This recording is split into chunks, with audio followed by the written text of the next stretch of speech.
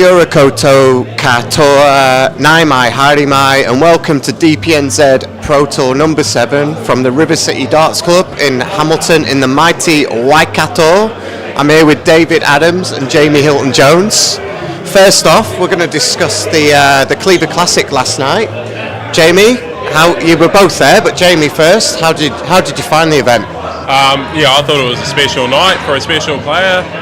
To those of you that tuned in on the streams everywhere, you would have seen how good it was. There's a good atmosphere and a good amount of people, but for those of you that missed out, hopefully you can still catch up on the footage and see what a good time you missed out on, and hopefully get involved with the next one, because a special moment, and there's many more to come. So I reckon it was a success, and I was proud to be a part of it, and I enjoyed my time. And Jaymie, I taught you cricket live on stage. Give us your thoughts on cricket, the future of darts, in my opinion. Didn't know. I had a general idea, not much of an idea playing cricket. And then you got Sam screaming just Shanghai everything, and that added to it. And then I was like, I don't know what's going on. So Phil chucked a mic on me. I had a lapel mic just to, add to the entertainment, so everyone knew I wasn't useless. I just didn't know what I was doing. But it was a good time. Good fun though, eh? I feel for the raffle winners, because they played better than me and Maestro in that. Shout out to Chloe Snooks. I think she had the game winner there. Bro. Yeah. Wicked. No, it's one of my favourite games, so it's good to introduce something a little bit different to 501, and the crowd were getting behind it. Like I said, most people didn't know what was going on, but you've learned something, for sure. Oh, absolutely. And David, you were at the event doing a great job on the calling. How did you find it? And tell us about today as well, and how you're going. Oh, last night was awesome, mate. Like, just being a part of it, like, especially for a special player like Mark, like that fella. He's been around for a long time. He deserves to be at the World Cup, and like he's got his shot now. And everyone banding together for Mark was just awesome. Like we had 30, 40 plus, 50 plus numbers. So that's just great to see. Like, and it's only going to get better from there. It's only the first event. So and today, like, it's good to see a big group of people. Like Hamilton, Auckland, like you're always going to get better numbers up here, like the bigger regions. But it's just awesome to be part of, really. You're both through. Obviously, there's a bit on the line this weekend. Those spots at the Masters, the 3 guaranteed. I know, Jaymie, you're in contention. So how are you feeling going into the knockout stages? Glad to be in the conversation of being there with a chance. There's pressure to that, but that's a privilege. Obviously, it's testament to the work I've put in, but. Got to take care of business now, rack up some good points, and do the same tomorrow. Obviously a 40-point haul would be nice, but realistically, I just take it game by game and do what I can. And if it happens, great. And then if it doesn't, then just get back on the practice board. All right, lovely work, fellas. So we're going to be starting the games in about 15 minutes. So we'll have a streaming game very, very shortly. So we'll be back, and hopefully these guys will join on commentary at some point. Yeah, for sure. Oh, definitely, mate. We'll definitely be on commentary. We'll be in the booth. At least by the semis, I'll be in commentary. I hope I'm still playing, but if not, I'll be there. All right, cheers, guys. We'll be back shortly. Nice one.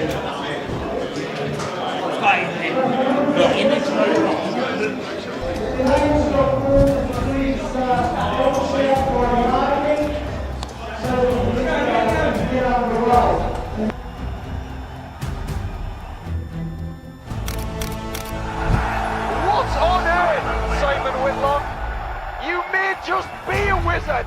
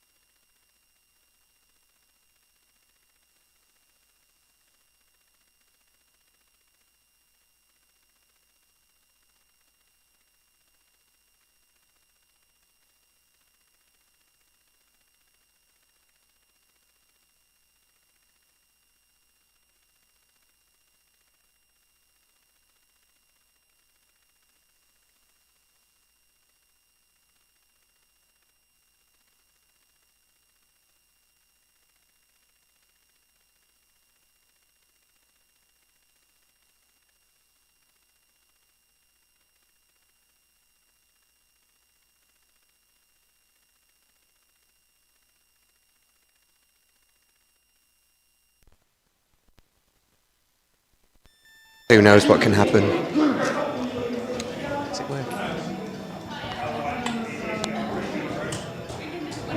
I don't know your signals. Because we need to turn off that. So, yeah, start again. Alright.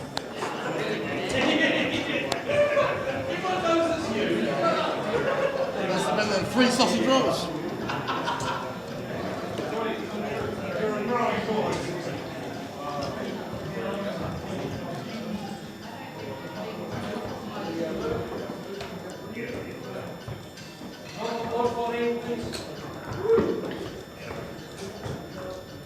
Alright, we're back. I think I was talking to myself previously. Absolute gold, but we'll go again. David Adams on the streaming board. Just had a chat with him. I don't think he's been on the streaming board yet, so this is his first time. I am alone in the commentary box, but usually quite busy. Lots of people playing, throwing darts. You can see the Ghost Pepper Menzies. Might try and get him over. Nah, he's playing. He says no. Wanted to ask him about the hot sauce, but we'll have to wait. We'll wait till later. Everyone's playing. All the big names made it through. So we're going to get underway with David Adams very, very shortly. Did a great job on the calling last night at the Cleaver Classic. A job that not many people want to do, a lot of pressure.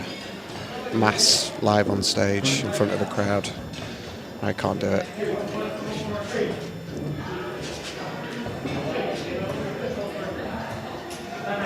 Hello to everyone's listening.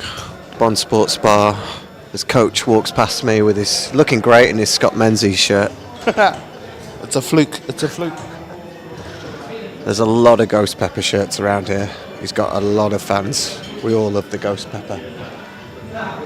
And Jaymie Hilton-Jones is going to join us because you're waiting for the next round of games. Have you got a bye? Yeah, no, lucky enough being seeded that I get to skip the first round. So yeah, no, I'm in the booth for this round and then hopefully come out firing in the next round. Kaitaia fire. Hey, I can't even do hot sauce. I ain't got a heat tolerance like that. Well, neither could Scotty. That was a bit of a thing last night. He was dipping into a hot sauce like it was ketchup, and then a few minutes later realised, whoa, this is hot sauce. Oh, he should have the Ghost Pepper nickname for a reason, but We had the same struggle Sunday night last week after celebrating my peers win with Maestro. Went and got dinner, some wings. They came with a bunch of different hot sauces. First couple were nice. One just absolutely blew us to bits. It was terrible. And then, we found out, no, we're not really all that. That's a true test of a person, I believe, how much they can handle hot sauce. You can't fake that. You can't pretend. Yeah, no, I mean, you're an absolute actor if you can just play it off, but your eyes are watering, you're sweating, but nah, I can't do that. And I'm not afraid to admit that I can't. Hey, that takes a real man to admit when he can't handle his hot sauce. Yeah, mate, I'm not one of them. Anyways, we are here for darts. We've got Conor Wilson and David Adams. David 343, bogey number, he can't leave a finish off there, and Conor Wilson looking like he could fill it up. 125 there, put some pressure on. So David Adams, I believe he made a semi-final earlier on in the season. He's keen to remind us that he beat you, I believe. Was it the last 16? No, we made the semi. We made the semi in cup, and I won. So I'm happy to talk about that. No. But great player on his day, right? He can throw. I just chalked his game actually. Won it clinically 4-0. He knows where the triple 20 is. He knows where the doubles are. Yeah, no, he's done it. He's done it all on this day. That's the thing. He's achieved a lot, and he's a great player when he's on. He's had some difficulty with his throw and his arm and that, but coming into this weekend, he says he's found his groove and moved on. So I guess for him, it's just about not getting frustrated when things aren't going well and knowing he's good enough to pull finger and sort it out. And I see him looking over at us now. Oh, he's loving the being on the stream. He wants to impress on this, and who doesn't, right? You streaming out to YouTube. There's a few thousand views at the end of the day on these, so everyone's keen to see who these top New Zealand players are. See them live playing on YouTube and Facebook. Who do you know much about Conor Wilson? No, honestly, I don't know him. I'm not sure if I've even had the pleasure of meeting him before, but I think David's got the advantage clearly. He's averaging 87 so far for the leg, and if you can peg this just to tidy up the first leg, it'll help the confidence, but there's no pressure and no rush by the looks of it. He's got a bit of time, but averaging in those 80s. What's that? Not there, must be a fan. Some great squeaky fans here that are kind of creating a bit of a soundtrack to the darts. It sounds a bit like Dirk's music if you just put another extra beat to it. I'll start having to walk onto it again like last night. I'll start doing the lawnmower dance that he does.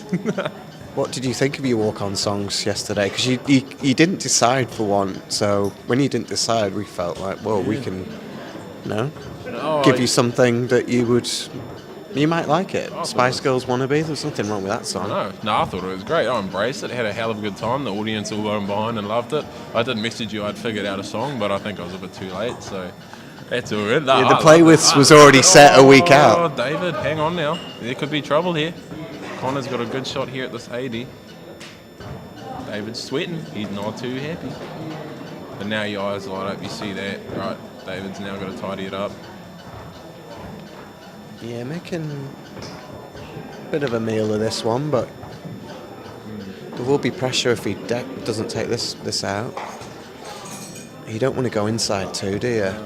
That's a good marker. Drops his dart. Good marker. 2-4, no. Bit of a frustrating lay. He started off well, but he's just not finishing on the doubles. The game I chalked for him actually hit all four legs. He hit double 10. So. Oh, and just like that, Connor's up 1-0. What a finish to the leg. Or is he? He hasn't put it in. Might be. What's he done? No, he is. Yeah, there we go. Sorry. Yeah, not quite updated. Hope I was a bit slow on the chalk. He's used to playing, that's why, and winning. And I mean, he's not out yet. He's in the next round. But we're away here. Conor 1-0 up.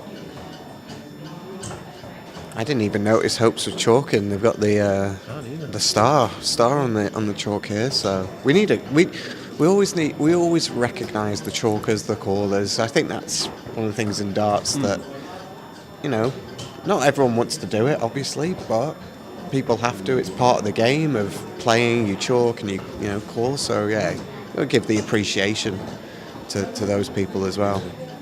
No, they're the ones that keep the game flowing, obviously, and there's a skill in itself with chalking, especially when you've got fast players, and if you can just go there, throw as quick as you want, and not have to wait for a chalker, it's quite a good feeling. And so yeah, all credit goes to the chalkers. Well, it makes a difference, I guess. If you've got a chalker that's making a bit of a mess of the numbers, it ruins your flow. So a good chalker is quite crucial to a good game. Yeah, no, there are definitely times where that can be the difference. Yeah, if you're having to stop and wait for them to correct numbers, and they've got to undo a previous score, and it does get frustrating. And everyone's at a certain level, and it's only a matter of time. So yeah, like it's frustrating, but at the same time, you've got to be frustrating yourself and being put in this position where you're uncomfortable and being under the cosh. So yeah, just at the end of the day, it all goes back to the player. David here on 153. Conor looks like a 140 to take him to 230. So yeah, David would want to tidy this up in 6. And there's the 3 triple. would be nice. Into the 777. No, he could set it up from here. He could. I think he made eye contact with us through the camera. He knows what he's doing. He does. Look at him. Between throws, all he's doing is looking over at us. He's got to worry about the job at hand. Conor here could leave the fish, which would be nice. Yeah, he is. He's left the fish. What do you reckon? It's going 16, I think. Yeah, absolutely. I do think this would go, but the stream would love to see a 170. Oh, there it is. The next leg it might be. It's not this leg. David tidies it up, 1-1.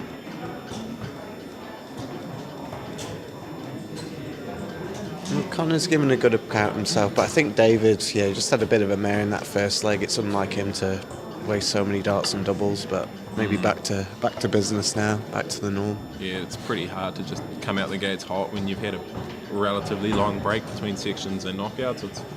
You kind of fatigue, you get tired, and you switch off mentally. So sometimes it takes a kick in the behind, like you had in the first leg, to pull finger, and sometimes in the bigger picture, it's a good thing because it's good to be forced to play good sooner rather than later. I'm interested to know, Jaymie, about darts up north. So you're obviously from Kataya. I pronounce that correctly, but what's the scene like up there? What's your darts club like? Give us a bit of a picture of darts in the far north. No, I'd love to talk about the far north. Hopefully some of them back home are listening in. Honestly, so many good players, awesome talent, great competition. For such a small area, this season we've got 24 teams of 4, at least 4. Like most teams have like the odd reserve in that. So yeah, you think how many players that is? It's great. No, it's so good for the sport. We had to actually cut it off before there were too many, just for the season. Otherwise, it would have made sections and like grouping all the teams, and that would have made it just a nightmare. And then so we're almost through the first round. So you've got 2 groups of 12. So I think we might have 3 or 4 weeks left of that first round before we get to the main round. And it's great. There's so many good players, and I know we only play on Wednesdays once a week, and a lot of the big centres and cities, they're playing multiple nights a week. But for what we have available to us, I think we're one of the strongest groups in the country, and we've got the Ben Hill in our possession, which is a testament to that. Like we had such a good group of fellas that can just turn up and win. David Adams would have been a good 93, but we've got so many good players, young talent especially, which is awesome. So the future's set, and more people are keen. So I'm proud of the final, proud to be from there, and it's good to see when they do well. And if one of us does well, we all do well, and we all revel in each other's success. So it's somewhere you want to be, and something you want to see. And hopefully you guys can come up, and it would be cool to host you guys in any sort of event because it's a great spot. Oh, we'd love to. As David Adams takes out 16 to go 2-1 up, break the throw. 100%. I'm fascinated by it. Just by what's it like up there, and what's your club like? Because it's I've not really spent much time in the far north, but so keen to go up there. Obviously the drowning prevention stuff as well with the water and all that feeds into it. So we'd love to come up there, we'll start our own Jaymie Hilton-Jones classic. We'll come up with something a better title for that. A bit more exciting. Than me, guys. I'm not great with off the cuff, but we'll find it. I'll take it. No. Hello. Taylor and Dino, what a matchup! Wow. Who have we got? Taylor Tanaki and Dean Rayland. I think I heard. Well, let's have a Let's look. look at We'll you. go around the boards actually Let's have a because nosy. there's a lot of games going on in these last 64 round. Can you see anything there, Jamie, that stands out of ties or matches? I'm glad to see Emilio's up 3-1, which is, that's good seeing him doing well. A lot of good matchups. Charles and Josh Roberts playing each other now. 3-0 to Josh, both in the low 70s, so it's a neck and neck game. What else have we got? Oh, Shambles and Mark Cozzy, 3-2, neck and neck. First of all, though, it could be going to a last egg, or it could be all over in a matter of minutes. So yeah, it's good to see Shambles doing well. Debut of the shirt this weekend, absolutely wicked shirt. Love the colours. Honestly, looks so good. Who else we got? H and Tukes, 83 plays 76, and it's 2-all. So definitely a high level game, especially for what are we in now? Last 64 to begin with. So yeah, both of them would be feeling hard done by drawing each other so early. Yeah, David Adams is in control of this leg as well. Well in control. Looking to go 3-1 up when he comes back next for an 84. Yeah, he's 77 playing 54 in the averages. Like he's put his foot down and he's established he's the one in control and he's comfortable. So yeah, now it's a matter of just keeping sharp and tidy, not overly exerting yourself to get the job done, and yeah, hopefully coming fresh for the next round. 24 left. Ooh, real close, right there. Yeah, I felt when Wayne was doing the announcements for the boards, I felt a little bit, the intensity just rose a little bit in the room. You know, when everyone's at the start of the day, people talking, and when the announcements, when Wayne was announcing it, it was dead silent. Everyone wanted to know who they were playing. There was some big ties early on. Conor Nolan and Mark Cozzy have gone 3-all, so that's a close one. Distance. Let's pull that one up. Yeah, let's open it up, mate. Let's have a look.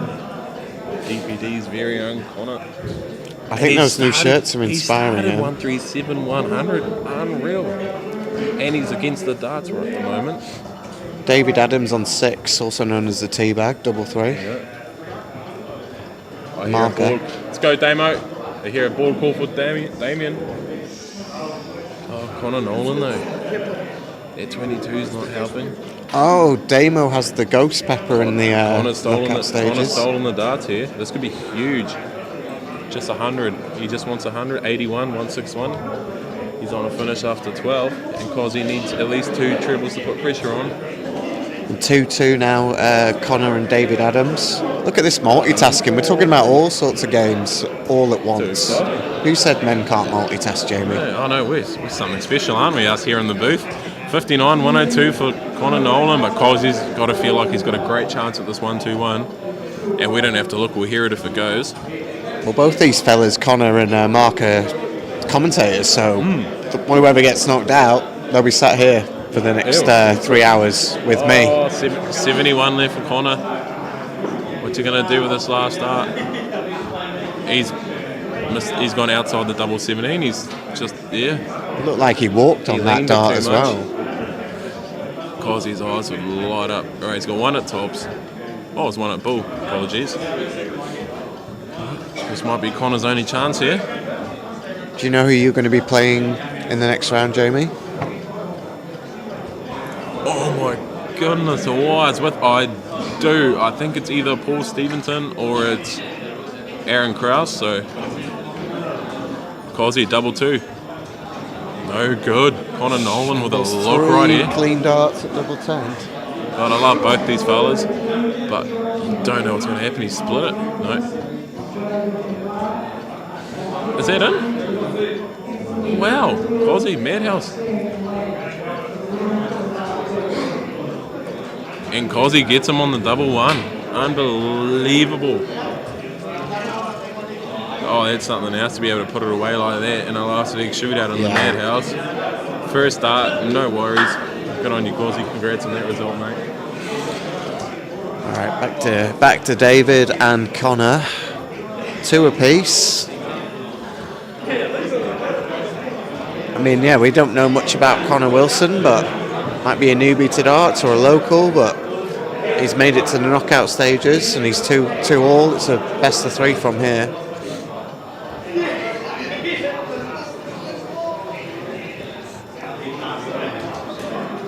Shambles. Man's in good spirits. He's always in good spirits. Cozzy. Yeah, Cozzy. So it looks like Shambles will be commentating from joining us from now. We'll save you from Cozzy for another round at least. There you go. Right. Conor's got the advantage. It's a big finish, but it's doable. David needs to leave himself something lower than 100. I think he'd go 19s, look for the 81 and leave a tidy 90 if he hits it triple 19, but he's going for it. We got the Jaymie Hilton-Jones finish of 150 for Conor Wilson. That is your finish. You've crowned it. Oh mate, we've had it many times this year, thankfully. I guess I leave it a lot. It's normally that and the 132. They've gone a lot for me, and now that the confidence is high on those numbers. But then I've missed many an easy finish too that I should have missed. So goes both ways. David Adams, the little fish, was right. Little fish. Oh, 25 left. Oh, Conor's. This is a big leg. Conor, and he's double 10. This will be huge. This will be no. Yeah, if David breaks him here, he's throwing for the match. Put himself in the last 32. You have to think whoever wins this league is going to win the match, and David has made a mess of that. But double 5's not a comfortable double. Yeah, right, he needs a single. Double 1, Madhouse. Oh no. Seemed like he rushed that a little bit. Definitely did. Yeah. All of a sudden, the Madhouse is everywhere. We've seen Cozzy on it. Almost all Conor pegged as well. Oh, we're both. What's going on here, David? Focus up. Focus up. He's a professional. Good darts. David Adams. He makes eye contact with us through the lens. Huh? 3-2 to David. Big game. Big leg. Broke the throw. I just heard second call. Oh, better check this out. Jaymie might be up. We'll see. No, not yet. Not yet. Final call for Scott Menzies. Well, I don't know if it's Scott Menzies. I know CC's throwing over there and they're playing each other.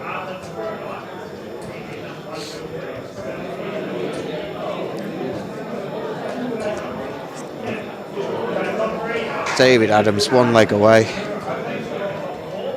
Does a great job of the calling, Jaymie. I think you'll agree. Last night, Oh, absolutely. got a job that literally very few people want to do, and I don't blame them. It's hard. You got to be doing maths on the spot, especially when you're getting down to those finishes, and so it's a difficult job. But he's keen. He loves it. Oh, absolutely. It's a thankless task. Like, they're the people that keep the game going, and he wasn't there playing. So for him to still make the trip down just to jump on the mic and call the games, he's a class act and top fella, and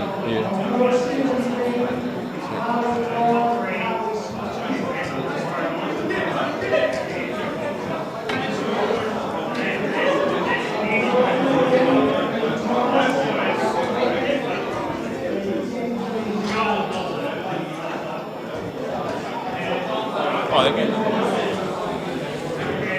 98 from Conor. David probably looking at a couple of triples just to put himself in command of this leg, but doesn't find any.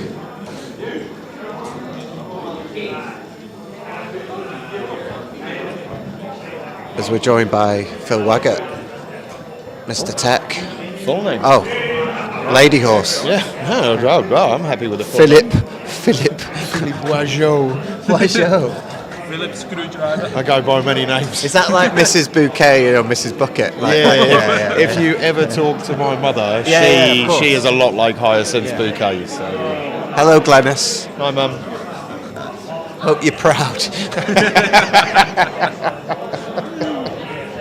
I'm so Video call. proud of me, boys. Sorry, Glenys, just doing a little impression. Video there. call, get on the screen. David Adams, he wants to tidy it up here. 95, 100 out. Right. could be going the distance.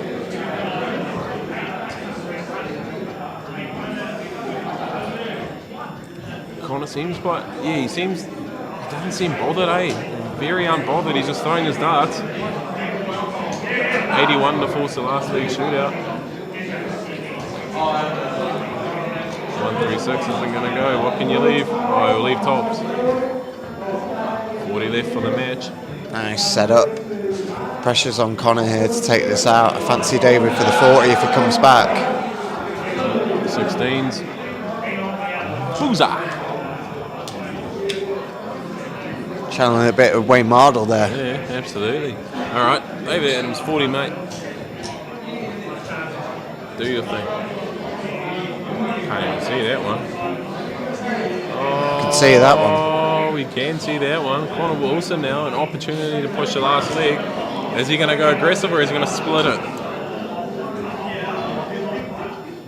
Split it a different way. Yeah, he did. Oh, no. Double, double, double. Oh, that would be magic. The showboat. Oh, he's got back to double 7. Yeah. Double, double, The double. marker's there. Oh. I expect David to clean this up. That would have been crazy. Triple double. David Adams to get over the line. And there it is. Camped on the match. On your D. He gives the camera a look, as to say, I'm through. I'm in the last 32. It wasn't his best performance, but he got through. Who cares? Exactly, yeah, you get the chance to improve on that now because he's won and he's still in. So, yeah, you got to take the win and whatever happens, happens. Hello, got a Premier League ad right now. Here we go. It's yeah. How do we qualify for that? No one knows. Cozzy. Yes, Cozzy. Sorry. We'll be back shortly with the next game.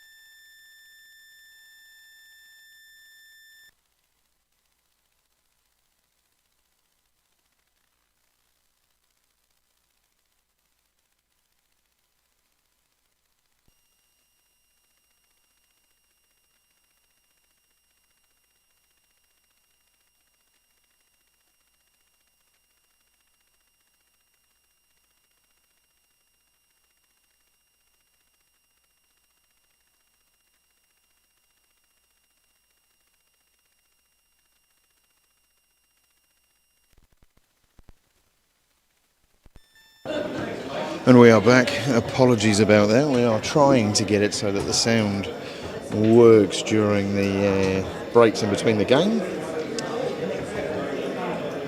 Not to be this time. We do have a very exciting game up next between Craig Caldwell and Scott, the Ghost Pepper Menzies. Big friends, they travel together. Scotty's looking hungry for it, and CC looking as solid as ever. The chalk is ready, the guys are ready. Are you guys ready at home?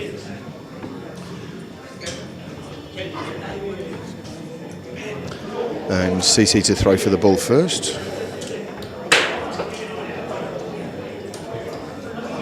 That looks like a green bit from where I'm sat, and I'm right next to the action here. Oh, 2 green bits. Scotty to throw first this time. That's the way the bullseyes work. If they both hit the same section of the bullseye, they throw again. If they both miss the bullseye, they throw again. And it's the closest one to the red bit. And there's 2 green bits again, which means it's back to CC for the throw.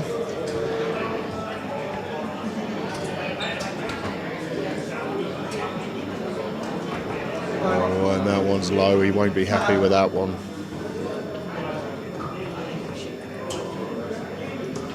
And Scotty cleans it up. So therefore, Scott, the Ghost Pepper Menzies, will throw first. And we will just get the scores up for you. It's not very often I'm commentating as I'm frantically trying to get the scores up, but look at that. As if by magic it's up and running. Such a good game between these two. Both have a lot of experience and a solid 1-3-4 start from Scott Menzies there. Backed up by a 1-2-1 from Craig Caldwell.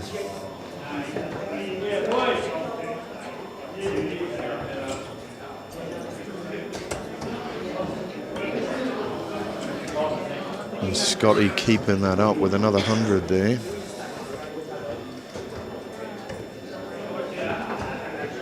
Oh, this is a phenomenal game of darts going on right here. This is high quality. Just sneaking past all of the superstars in the room, your likes of your Ben Robs, your Mark Cleavers, your Haupai Puhas.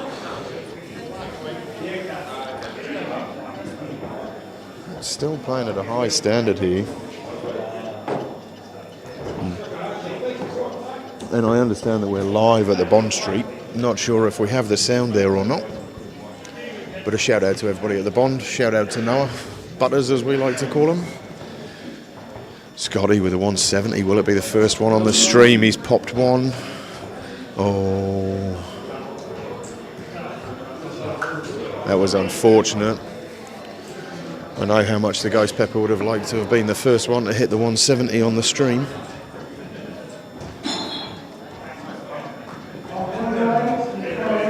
CC just trying to tidy that up. Leaves himself in a 1-4-3. Got a fancy Scott for the win on this one.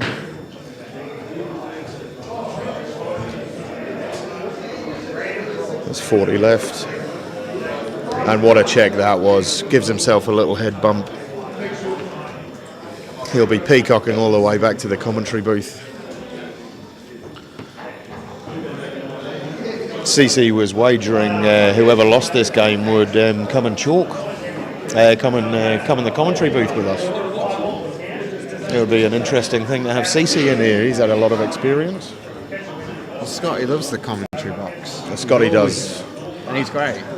He gave me some of the funniest commentary that I'd heard yesterday. That crack about the hot sauce was next level.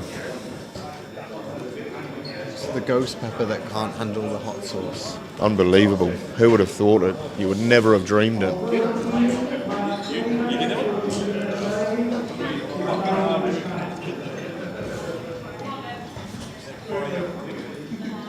Scotty's still finding those big trebles, but so is CC.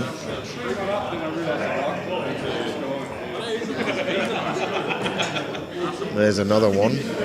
Can he do it again? Or just the 100? He says just the 100. I mean, Scott Menzies is throwing a 97 average here against an 87. Can he get the darts back?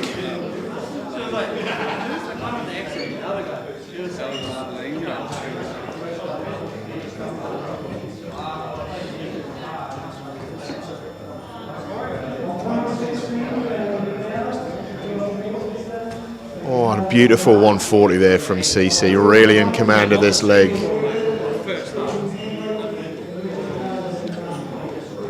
Scotty backing it up. Oh, just slipped it into the treble 5. A solid 95 there. Not quite the finish that he was hoping for. He nearly got there. CC now with a 108.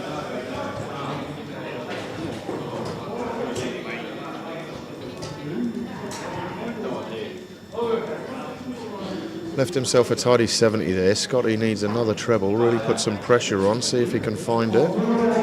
Oh, those were super darts by Scott Menzies. Puts the pressure right back onto CC. Feel this needs to go. That's a great first dart. And there it goes. 2 darts, 70, pop, pop. I feel like these guys play each other quite a lot. They always seem to meet and have epic battles. They practice a lot together as well, so they know each other's game. And Scotty's only really been on the scene for the past couple of years, so I'm sure when they played in the past, CC had his number, but not anymore. If you're going to be Scotty, you've got to be averaging in the 80s for sure.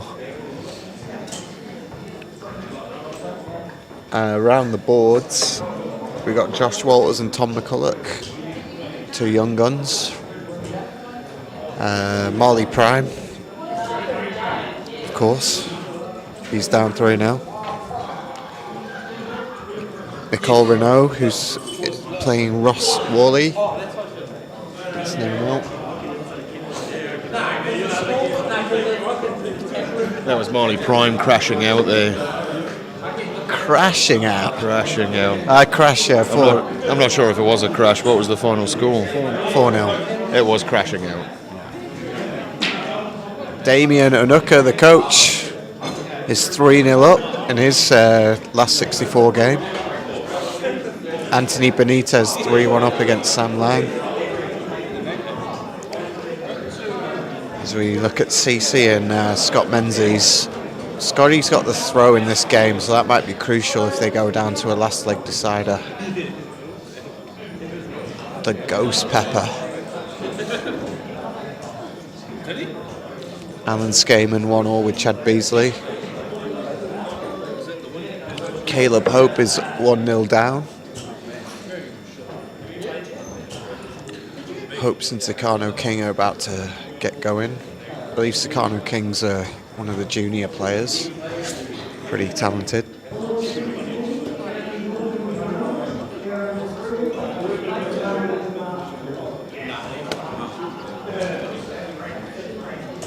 Craig Caldwell, if you weren't tuning in last night, he played in the inaugural Cleaver Classic down at Waipa Working Man's Club in Tiaramutu.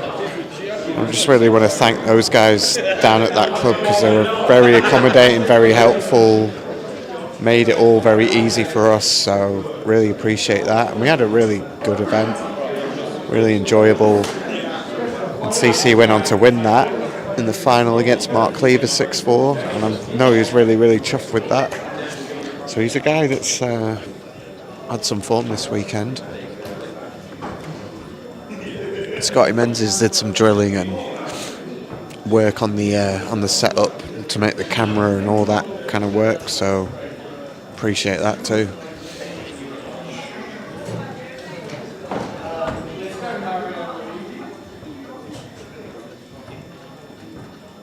And Scotty will be upset with that, and I think he's definitely playing the better darts out of the 2. But that last leg just kind of went off the boil a little bit, and CC, as always, foot on the throat and knows how to finish a game.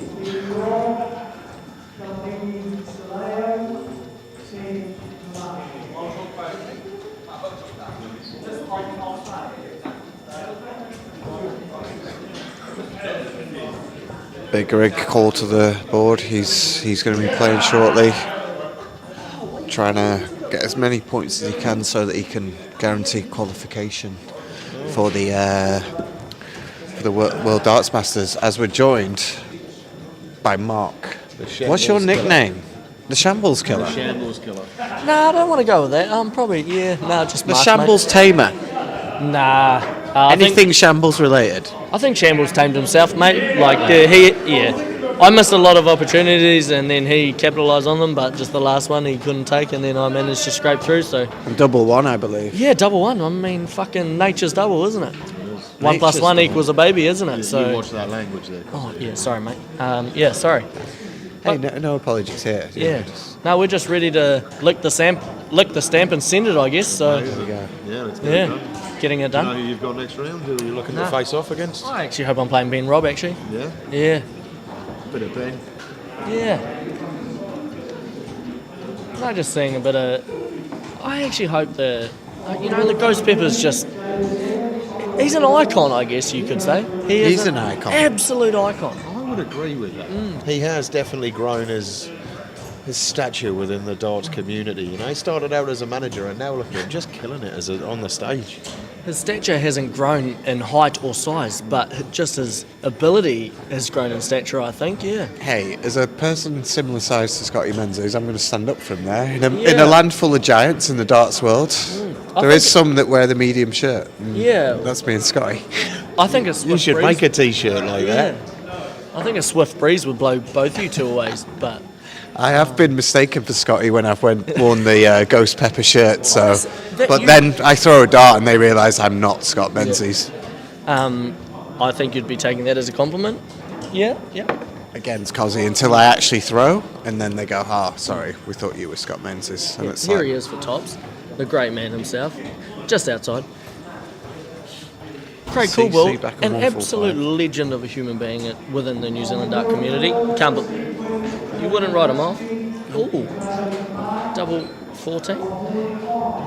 Ooh, almost with the 145. Scott my. Menzies for a not the 40 conventional route, to but break back because CC broke in the previous leg. This is big. Scotty loves tops. Great markers. What more does he need to do? And it's in there.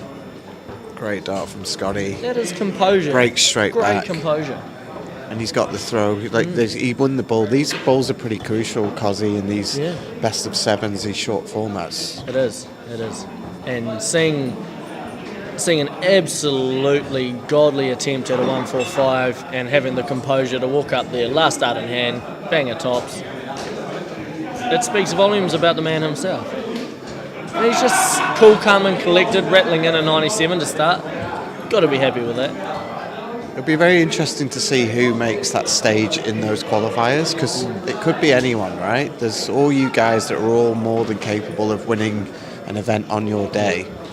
The likes of yourself and Scotty that can all throw that, you know. Oh mate, the gonna be in. Ghost Pepper's in everyone's mind. He's handing out shirts like the bloody. He's handing them out left, right, and centre. And I'm not that complaining. Was that mine? I might be up. I might Cozzy have to. might be up. Do you get the message? Do the Dart Connect? No, not yet. Not yet. No, we're not up yet. But yeah, I think just the sheer quality of the select few that will qualify through order of merit. Everyone else within the top 40 could win on their day. There's a lot of people that could easily go on a run and win. And I think that's good for New Zealand darts. It's good for everyone knows that they have to play. They know what they have to do, myself included. Like, I'm not going to go there and think, oh, it's going to be easy, you know. Like, every game you play, qualifying is going to be hard. Yeah, I think this year the Kiwi players are going to come back bigger and stronger, because last year was a bit of a disappointment. They all went out in the first round, and I think the year before Jonny and Hopes both made the quarterfinals. So I think this year I'm expecting at least one, probably two of the guys, whoever it is, to make it and beat the pros. Yeah, I mean, whoever from this side of the world is on that stage, everyone has their own ability to beat the best in the world, you know. Like, that's what darts is. Even the best in the world can have an off game, and if they average under 100, they're going to be in a world of hurt, you know. Like, everyone that makes that stage is capable of averaging 100 and probably averaging 110, you know. CC looks to break the throw again. And Scotty's way back, so you think he's going to maybe come back for it. And that is a clutch dart. He gets it 3-2. They're breaking their throw like no tomorrow. Well, I really think for the local players, there's a great opportunity to make a big name for yourself. Obviously, Jonny was probably the last one to do it, beating Peter Wright on stage. Obviously, Hopes has won a few games. Caden Milne did it against Fallon Sherrick a few years ago. If you can go on a little run, and we saw Kyle Anderson was probably the R.I.P. Kyle Anderson. Seemed like an awesome bloke, much missed in the darts world, but he did it. He went and won one of the Auckland Masters, and he was a pro at the time. But anyone can do it. I mean, you never know. There could be someone like as great as the one and only Philip Waggett that might get on that stage, get over to England, win the world champs, and bloody end of the year. It could happen. It could happen. It could happen. He was broken by Marley Prime. He's a great man. I still believe the Pro Tour is not ready for me yet. You know what I mean? Like, I'm just biding my time. No, you broke the mystique when you played. I did and got a 36 average for the day. That was bad. You could have just carried on. Everyone was asking questions. Now no one's asking questions anymore. They ask me still. They're like, "Why do you not play?" I'm like, "I will never play." Because I'm worse than that guy. And you'll never see it. It'll never be Smash it. put down in Dart Connect for sure.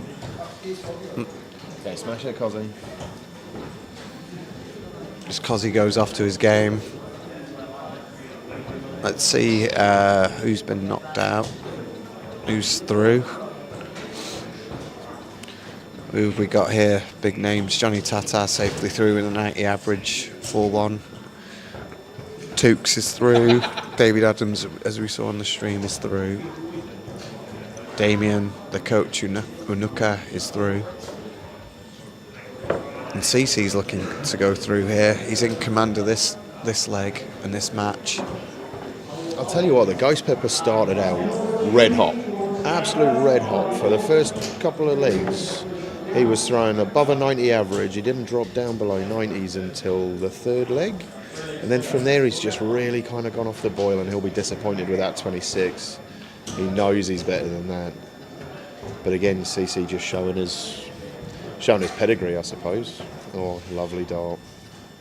Oh, just missed the double 12. And come back for 12. Scotty's still back on 208. Got heaps of time. Good bit of pressure here he needs to get. Needs to find at least one big treble. And that was a medium-sized treble. That was not the treble you wanted. CC for a 12. Let's hope he gets the tea bag. Hit the fat 6. Oh, I didn't want the tea bag. There we go, Craig Caldwell, 4-2 against Scott Menzies. Scotty will be a bit disappointed with that performance, but he'll be back, and we'll have him on commentary because he's really good on commentary.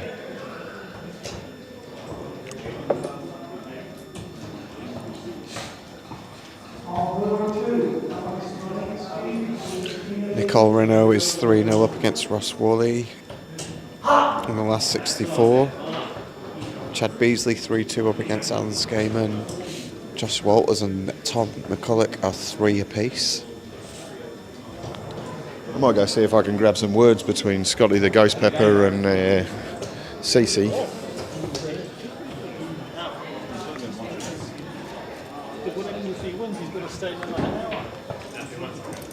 What are we doing? Oh, I'm just going to have a quick word with you, Cece. How was that? How are you feeling?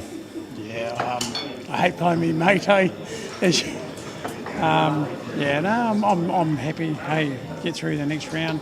I think last night it gave me a lot of confidence. It was hard to put a draw. I've been staying with my mate, my roommate, he's my best mate, just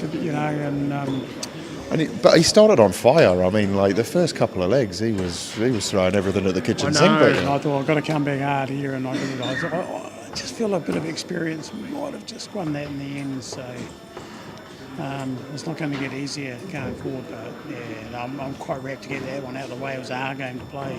Yeah, definitely. And I mean, like Ghost Pepper's come on such a massive way in the last year, 18 months. Yeah, look at the shirts around the place. I think there's a bit of a Ghost Pepper army. You've got one. Damo over here's got one.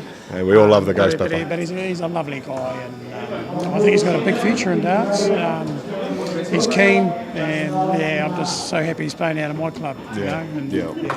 Kapi Mana represent. Well, thank you very much, Craig. Really appreciate it. Well played, mate.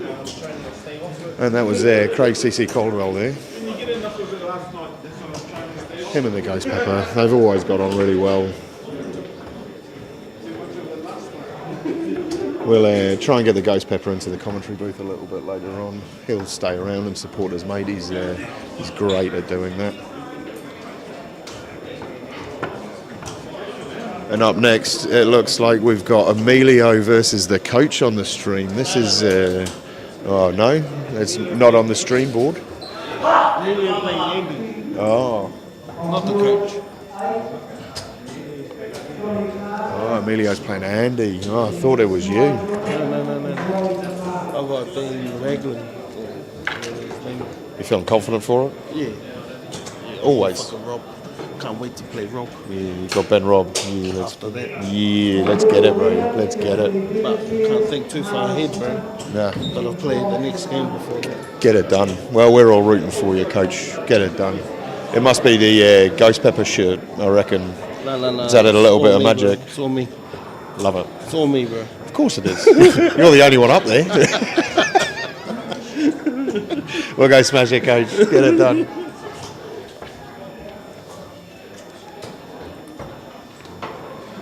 As you'll see on the screen there, our World Cup representatives, Haupai Puha and Mark Cleaver, off to Germany in a little over 3 weeks.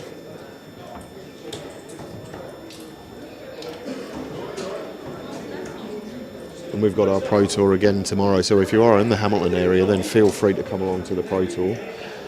It is a great environment to test out your darts, to see how it all goes. You get to play some awesome players. And definitely from what we've experienced from the Drowning Prevention Darts crew, it's a great group of guys and girls. It's an absolute awesome environment, super friendly. Everybody's really keen to give out advice. There's so much knowledge in the room that it's just really a good place to be. So yeah, really great place to be. And if the only way to get better at darts, everybody says it, is you've got to play more darts. All right. No, you worry about it. It's only... Love it. Just while the warm-up's going on, we will have a quick chat about the ANZ Premier League that's coming to New Zealand. This is a brand new competition, and it's an awesome opportunity for the Kiwi players to be able to get another shot at getting up on the world stage. The Wizard's coming over to try and get his spot, and we will have to wait and see who the qualifiers are from New Zealand and Australia to get through to that. But what it will be is a phenomenal night of darts. You can have a chance to go in the draw to win a VIP ticket for you and 3 mates. All you've got to do is just like our page, subscribe to our YouTube channel, and we will make the announcement in August. So we are just waiting for the bull-off now.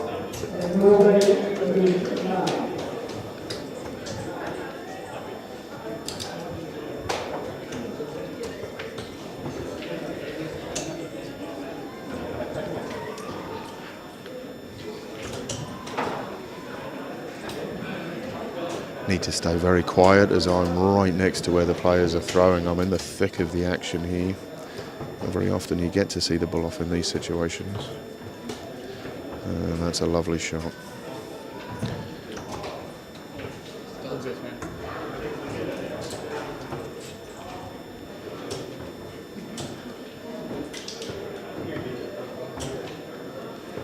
Just loading up the scores. Just give me 2 seconds and we will be there.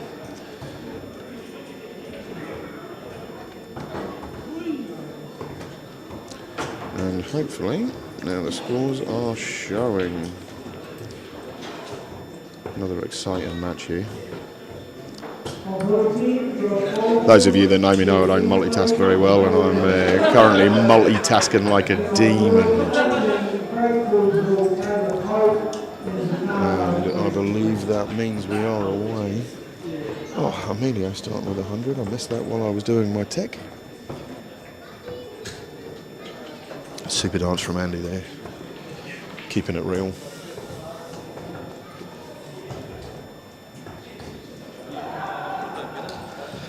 Just making my way back to the commentary booth. Whew, multitasking like a demon gobbler. I was doing the tech, I was talking the viewers through it at home. It was insane.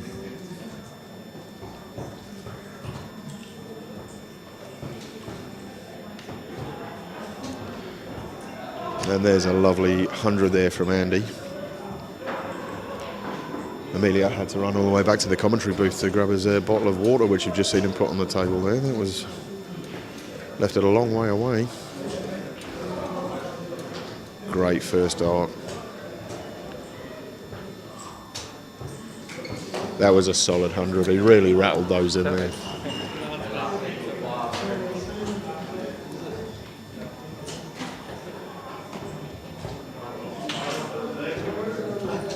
$256 apiece.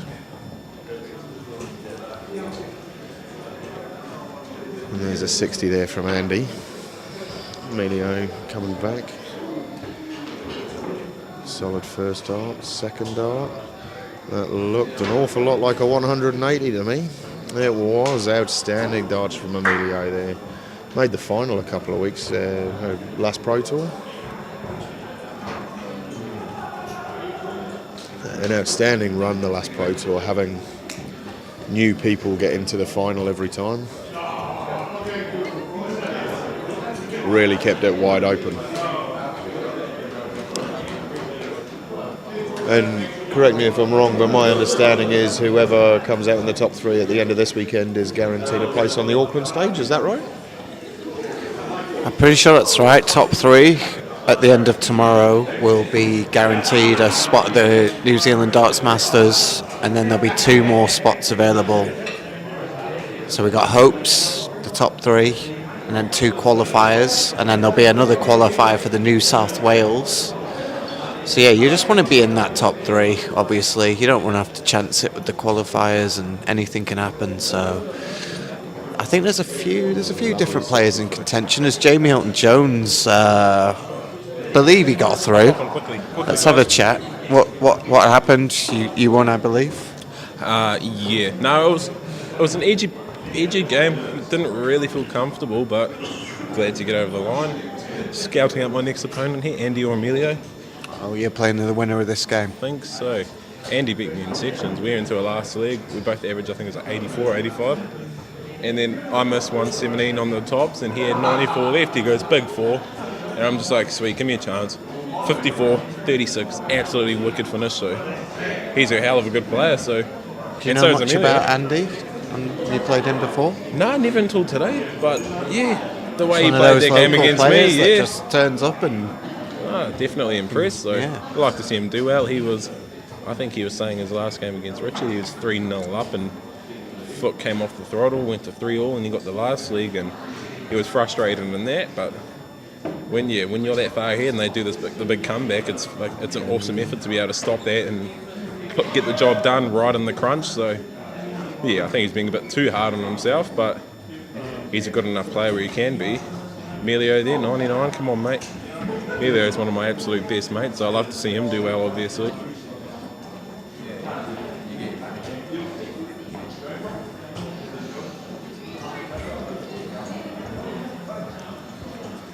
So I was just doing an interview there with CC, and he was saying that one of the hardest things is playing your mates on the tour. You know, obviously he's just played Scott Menzies. He said, you know, do you find it difficult playing like your mates on the tour?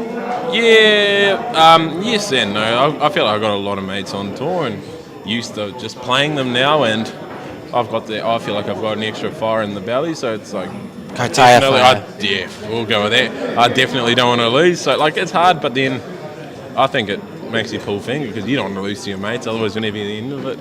So yeah, no, it is a good thing, let's be honest. David Adams, 2-3 down against Josh Roberts, both in the 80s now. That's an absolute ripper of a game. Who else have we got there? Yeah, CC's going to be CC and Caleb Hope playing. What a game in the that last will be. 32. Even Nicole and Alcana, that could be a ripper because Alcana's an absolute stud. Johnny Tata going about his business, 2-zip up on Jonathan Mai. My Jonathan, yeah, Mai's an absolute class act. I love Mai.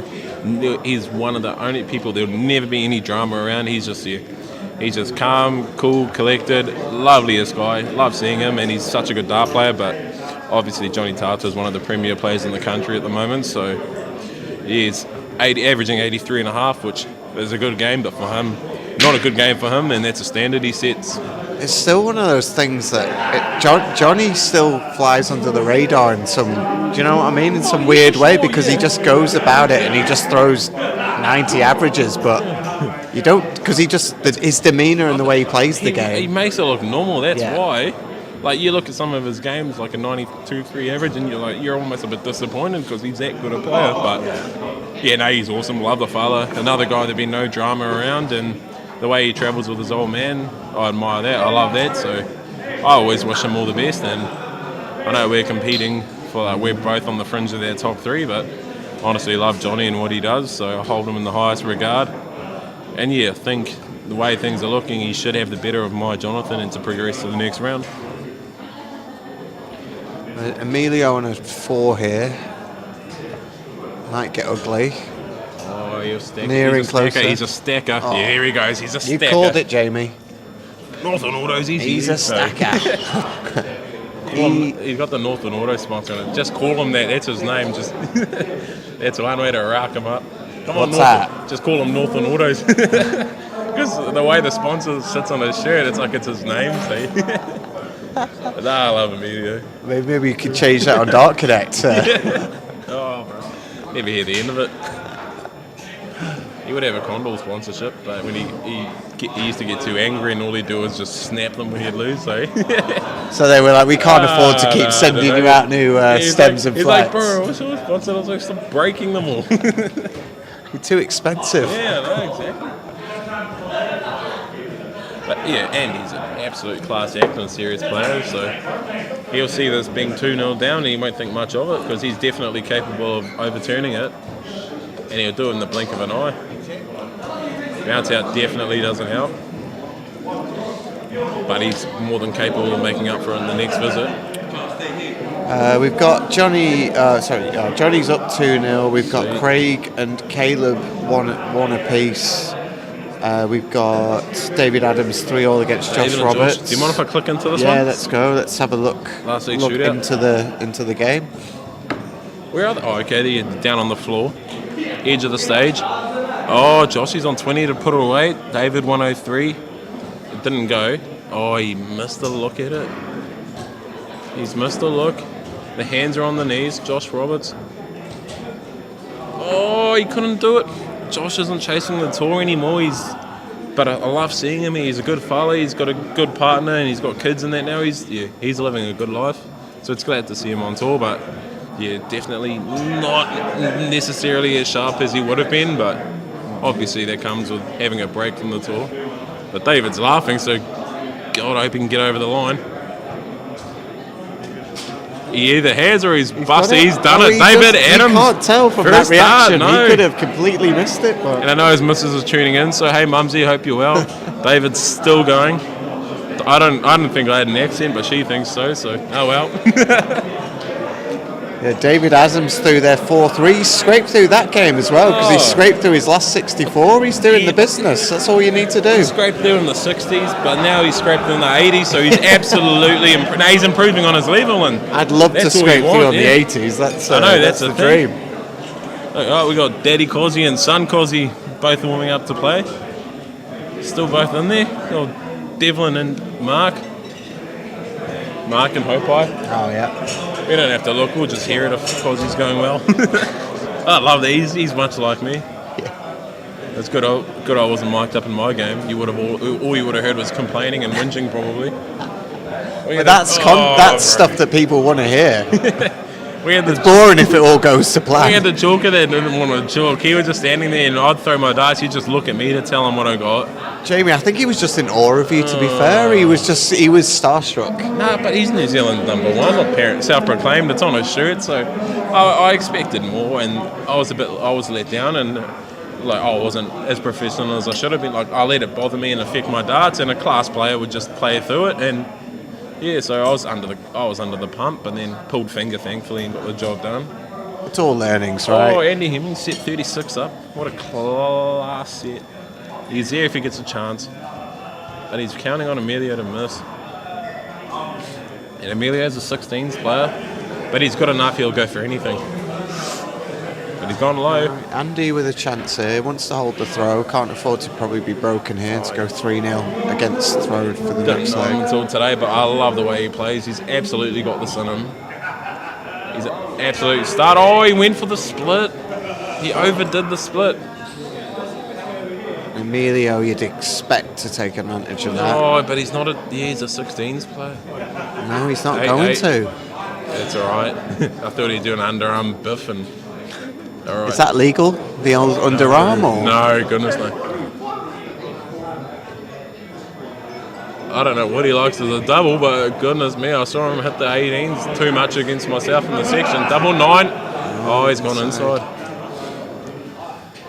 And I think, yeah, obviously it doesn't need to be noted, but winner of this matchup, I think Emilio's in. Yeah, it's a bit flat. But yeah, winner of this matchup is in the points. Yeah. Which could be huge for either of these guys. And also, yeah, I'm watching, so I play the winner. Chad Beasley 2-0 up on Josh Walters. Oh, Chad, absolute start. I felt sorry for him last night. He got unlucky not to get the job done against Cleaver, but he took it easy because it was Cleaver's occasion, I think. Yep. Elkanah 4-0 over Nicole.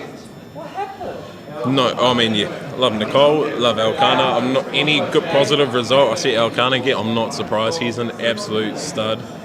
And a quick story is I never knew him, and we drew each other in Birkenhead. He averaged like low 60s or something. He had an absolute shocker, and I won easily. And he was disappointed. And I was like, okay, you're alright, bro, and whatever. Like, but I didn't know how good a player he was. And then ever since then, like I played him, and we've either both been in the 90s or something. Like, he is a stud, and he's a primary school teacher. Yeah. Love the guy. I used to hear from him quite a lot in Messenger, and haven't seen him in a long time. So yeah, I've got all the love in the world for Elkanah, and I'm just glad to see him this weekend because yeah, he is ballistic when he's on. Holy moly, it's unreal. Yeah. And where's he based? Oh, he's a local down these ways. All right. Somewhere these ways. I don't know the area that well. In the Waikato region, yeah. Dirty Chiefs, dirty Chiefs. I can't talk. I'd rather the Chiefs over the Blues. But I'm a Crusaders guy. If we're talking rugby, love it. I don't care for rugby since I stopped, but I've always been a Crusaders guy. Yeah, you played rugby in the past, Jaymie. I think. What position? You were a lock. Back. No. Where were you? I was in the pack. I was either a lock, blindside, open side, or number 8. I love being blindside. That was my number 6. But what did you love about that position? Not getting the head squished in the scrums, just getting out anything that went blind. You're the man to do the covering, and wasn't as much pressure as being 7. But no, because I've got a twin brother. I know a lot of people won't know that, and I was always 6, he was always 7, and oh mate, would wreak havoc. I loved it. He'd always pressure the 10, and he'd be the first one out there, and then I'd cover the blind, and they were good times. But dart player now, don't miss rugby. I don't miss playing rugby, so you'd be like the Gezi Price of New Zealand, mate. Oh mate, honestly, you should have seen the few years ago. You got that, come on. Oh no, I get fired up. Yeah, I'm just not 5 foot tall, but yeah, I get fired up. But I was rocking up. You'd see me rock up to comps, just held together. Like I was like a mummy in strapping tape. I was broken to bits, and it's a brutal sport. Hey, I played one physical game of rugby in my life, and it was a terrifying experience as a man of my size. You know, I'm not built for rugby. Halfback, surely. Yeah, I played fullback actually, and I just Emilio hit 2 darts. Oh wow. All right, so Andy to get on the board here, break the throw, keep himself in the game. And he's fallen into the 7. Nah, but he's just automatic transition. Oh yeah, you're going to get frustrated with that. But he could get a look. He absolutely could get a look. But anyways, I don't miss rugby one. I was good at. I was pretty good. I was lucky enough to play around the world, but darts is where it's at, and my man Emilio got the job done. So I've enjoyed this, but I've got to go get ready to play him now, and he's on a ripper. So Definitely. Well, 4's it. Cross my fingers. Yeah, it was. It'll be a good game. Looking forward to it. Hope you're on the streaming board, just gonna Jaymie. say, I hope we're You not, better but oh be. You better be. Better not be. Goodness me. The viewership goes up when you're on the screen, mate. I think people would rather hear me than see me. So. Only mate. All right, round the boards. Dean Reynolds is 3-2 up on Damien Onuka. Josh Walters 3-1 down against Chad Beasley. Cleaver's 1-0 down against David Bowers. Haupai Puha and Mark Cozzi are 1 apiece. We'll wait to see who's up next on the streaming board. We've got the Ghost Pepper Menzies who's out, so I think we could probably bring him into the commentary very, very shortly.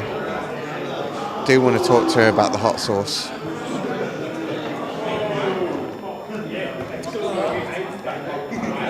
Scotty.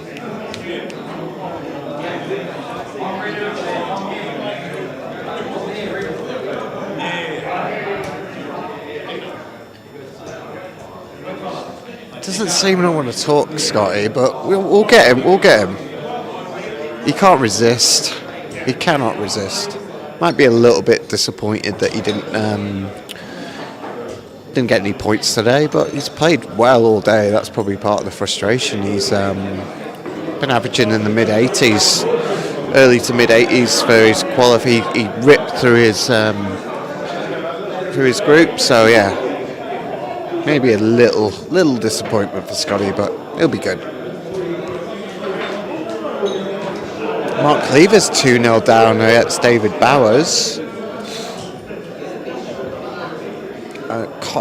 Cleaver should be pretty safe for that spot in the Darts Masters, so maybe not too much concern, but doesn't want to fall behind in that order of merit because number 1 place gets the World Championship spot, so you can't really afford, if you're in those top 5, to leave these events with anything less than at least a few points, a quarter or a semi.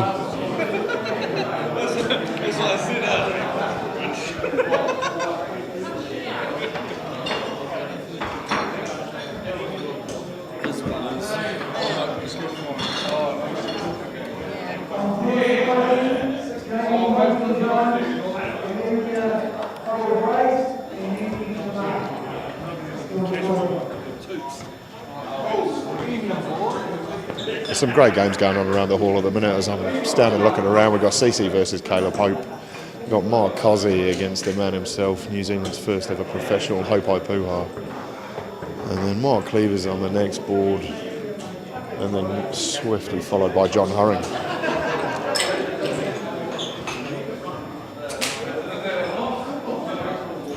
We'll just find out who the next game on the stream board is. They're starting to get ready. I think it might be. It is Jaymie Hilton-Jones against Emilio again. Back-to-backs on the stream. He was a solid 4-0 performance there. Will he be able to back it up against one of the hopefuls for the one of the Auckland spots? And Jaymie Hilton-Jones is right in there. I know it was mentioned before on the stream, but it really is exciting to see who's going to make it to the Auckland stage.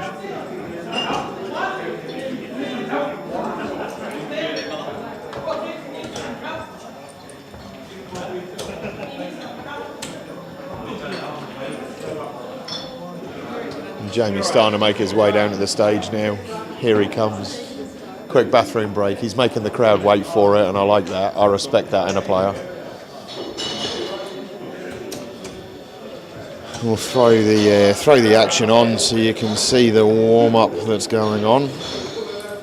Are you audible? Yes. Sweet. So good luck, Jaymie. Thanks, mate. Go smash it.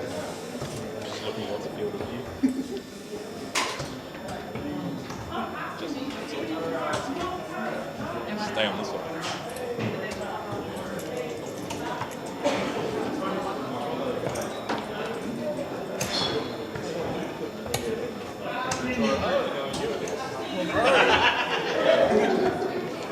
knew I had one of you two. I realised it was on camera, but I don't want to be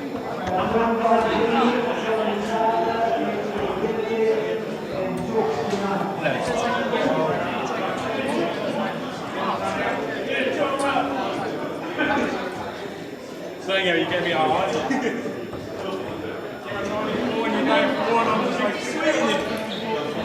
And just having a warm up. As always, Jaymie loves it up there on the ocker. He always has a good laugh with his opponent.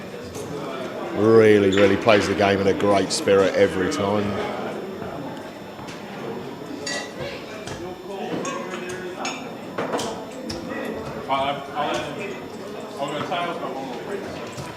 We're just on the final warm-up shots now before we get into the bluff.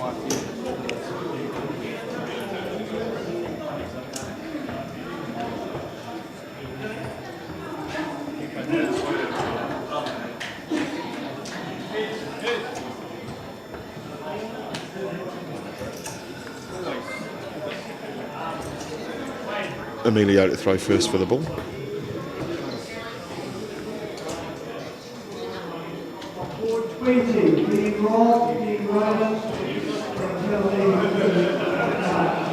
And Jaymie wins the ball off.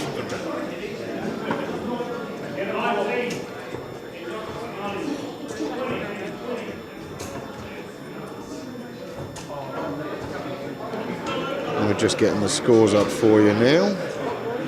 They will be with you momentarily. Always takes a little bit of time. And there we go. And we're away.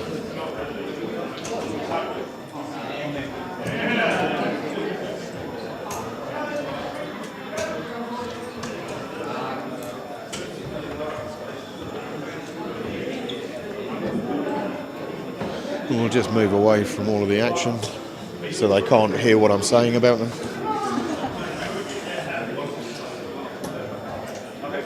I'll have a look to see who's around from the commentary booth. Field's really starting to thin out now.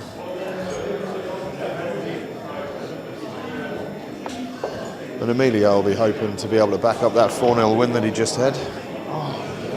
Jaymie Hilton-Jones will be looking to maximise his points here.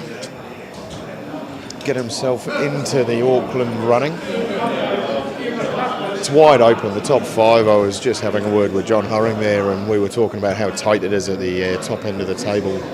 It could be any one of the top five, and there's only 3 spots available, and that always makes it really difficult when they deserve it and 2 people have got to miss out, but then you can always qualify at the next Pro Tour. So the next Pro Tour, anyone that wins day 1 automatically gets their spot at the Auckland Darts Masters, and then anybody that wins day 2 gets their receipt as well. That was super darts there, a 138 from Emilio. Leaves himself on a 116. 60 left, he leaves himself on 20, a lovely Shanghai there. He did that for the crowd. He learned the game of cricket last night. And as always, it gets into your blood. Great darts from Emilio. And the cricket really does get into your blood. And 20 left. Oh, he's left the bogey. He busts it. Smart darts. Too far north, boys. Yeah, and Emilio gets the first leg as we're joined in the commentary booth by the con man, the Shambles. Welcome to the Shambles. Loving the new top, mate. Appreciate you calling me by my new nickname there, Philip. It'll only happen once. It's taken a lot of convincing, only on the commentary. But behind closed doors, it's a different story. It will always be Shambles. You're still Shambles, bro. He will. It's actually the top's got welcome to the Shambles at the bottom on the back, so it's. That was a lovely touch. That was the thing that really made me buy into what you were doing, is still acknowledging the Shambles. But shout out to Kawhena and the team at TP Darts for sorting out the shirt too. It's really, really cool. Yeah, absolutely outstanding. You'll notice around the room there are a lot of dart shirts, and to be fair, TP Darts, they make a lot of those shirts. Yeah. Genius idea. That's what I said to Kawhena this morning. I said, this one, as a player, you want to get behind it because it helps us all, you know, so it funds everything. It gives opportunities to players to put confidence into their brand and their them as a player. Makes everything a bit more exciting. You get a few more pats in the backs, and a few good on yous, just giving something a go. Emilio, strong showing here. Jaymie needs to find some trebles.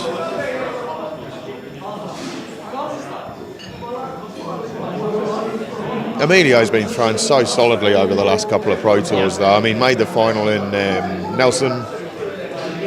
Still red hot in there in the last 16. Yeah, he's on form. I remember the first time playing both these guys actually at a Nationals a few years back, and they were just both on fire. Big confidence players, so it'd be interesting to see who can get on top first by a couple of leagues at least. And it's great to see as many players here as there that were at the Cleaver Classic last night as well. I mean, it really is a hotbed of darts up here, and it was such a good light last night. We managed to raise a load of money for Mark being able to go away to Germany, a heap of money for, you know, kind of the drowning prevention cause and stopping kids from dying through one of the biggest preventable killers in the world. And again, this thing's just going to grow bigger and bigger, and Jaymie was outstanding last night. He was unlucky to lose in the semi-final. Oh, lovely darts there. And again, CC taking it out in what can only be described as a top-notch final, I think. Yeah, absolutely. Craig was on fire. He started off slow, but then he just found his groove, and I think just him focusing up against one of his good mates, Mark Cleaver, as Jaymie looks like he takes out a 78. A great finish from 78 there. Gives himself a little bit of a head nod. Here he goes.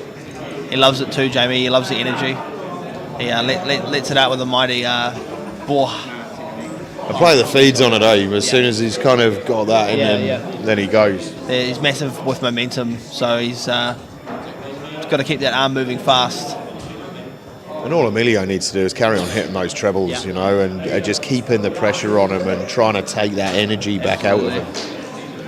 Yeah, they're two quite opposite players. Emilio's a bit more slow and a lot more control with his follow through, whereas Jaymie's, as soon as he's up, he's out. Very quick throw. And they're both very, very good at counting too, setting themselves up on good shots. And that was great. You could see the little head nod there as he was as Emilio hit the 59. He wanted it. We've all wanted the 170 on the stream. Is it going to be now? Emilio put some great pressure on there. Oh, just over the top, just underneath. Boo!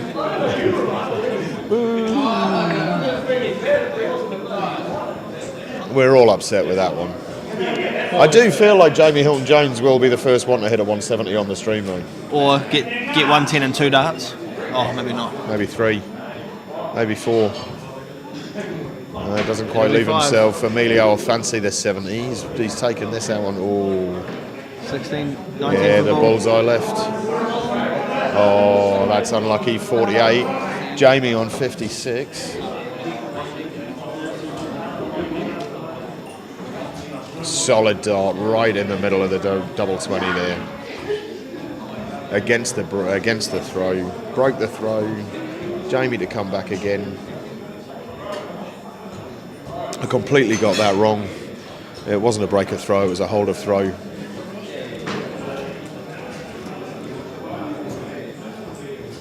Super dart from Jaymie. It was a great finish. It's a very clutch shot. Emilio would have had darts to make that 2-1, so it's a very important moment of the match.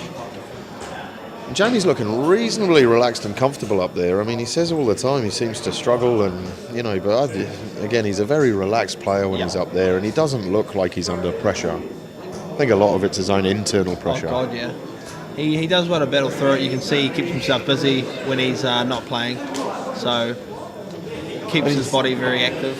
And he's a player that really wants it, like he's got a great passion for it, and the dedication this guy puts in is next level. I mean, I was talking to him and he was saying he's not a player that is natural with the dart. He's got to practice, and he says he's on the board all the time, and you can see it that he just doesn't matter what's going on in the game. He kind of knows what he needs to do because he's played that much. Takes it really serious, wants to be on there.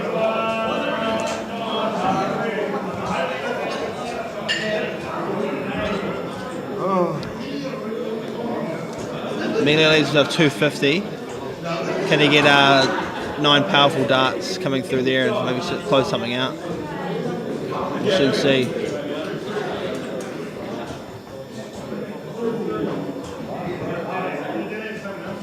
Can Jaymie then put something on and muster up something nice? 139, 99, 192 remaining for Jaymie. Emilio finds a triple on the second dart. Puts the pressure on. Jaymie's got to find a treble here just to get himself back in front. Only could find the 60. Although he's hit the 132 on the stream before, the ball 32. He has. 57. On 132, is that your route? Do you go the balls or? Yeah. There's one. Oh, just outside. We all wanted the showboat finish. He holds his hands up. He holds his hands up. Double 16. Double 9 for Emilio. Oh, just over outside. the top. Can Jaymie capitalise? Jaymie on 40. Can he capitalise? This should be bread and butter. Just over. There it is. Outstanding from Jaymie Hilton-Jones. Really putting the foot on the throat now and pushing himself forward. And throwing for the match. Going into the 5th. He'll want to get himself a solid start here.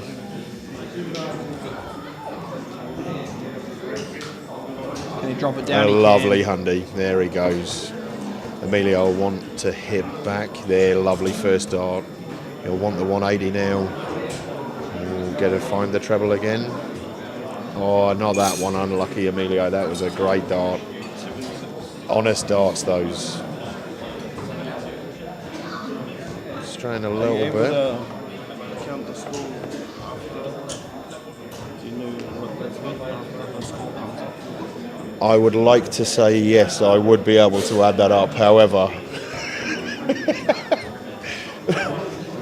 that's why we like to get players in, because they generally know the numbers. You know, like I'm amateur at best. You know?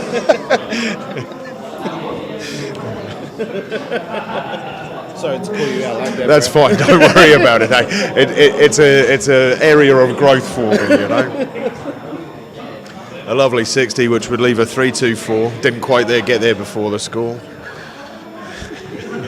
At least you're trying. At least you're trying. And there's a 60, would be 2-3-8. Oh, nailed it. Here we go. Here we go. Here we go. Now your mind's working. Oh, we're away now. The coach, as always, is coaching. A 41, which would leave 83, 283. Stop it, lady horse. Keep going, son. Keep going. I've run out of brain cells. 59 leaves. I don't know. I don't know.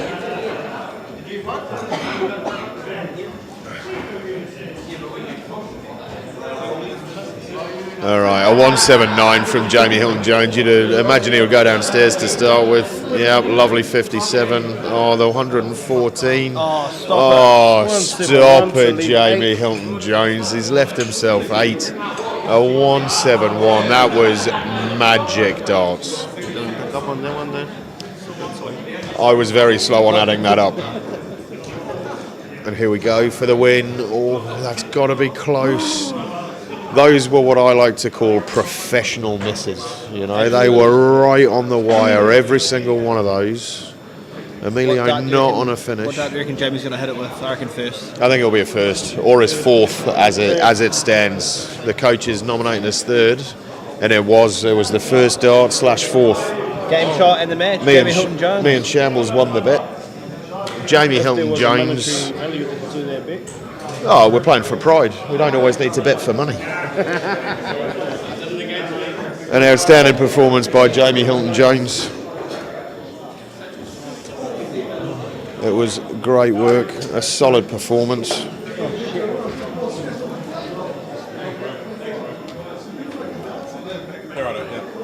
How was that? Hold on, well, we might as well jump on the camera here. I'll grab you real quick. So, Jaymie, how was that?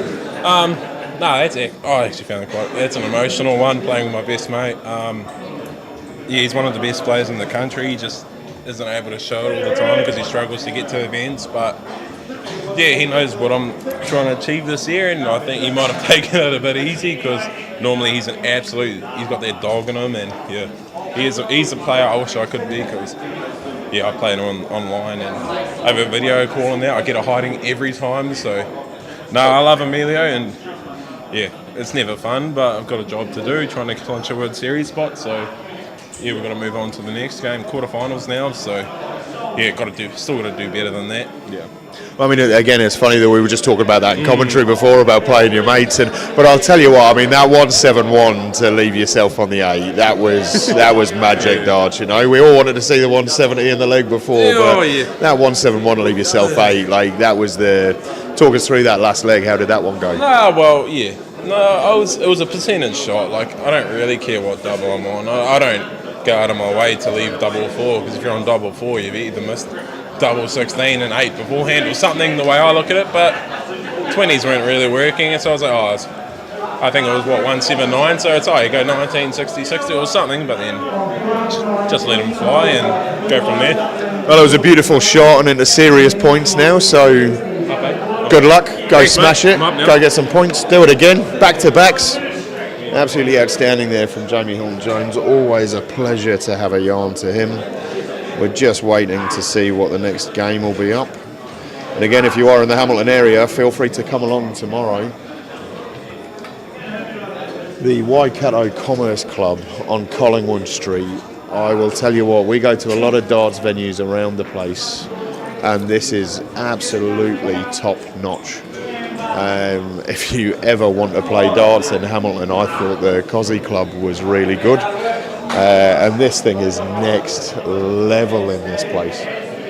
There are boards upstairs, downstairs, in the middle, there's hidden rooms, it's like a rabbit warren. So if you are in the Hamilton area, come along tomorrow. We're always looking for players to come along on the Pro Tour and make it magic.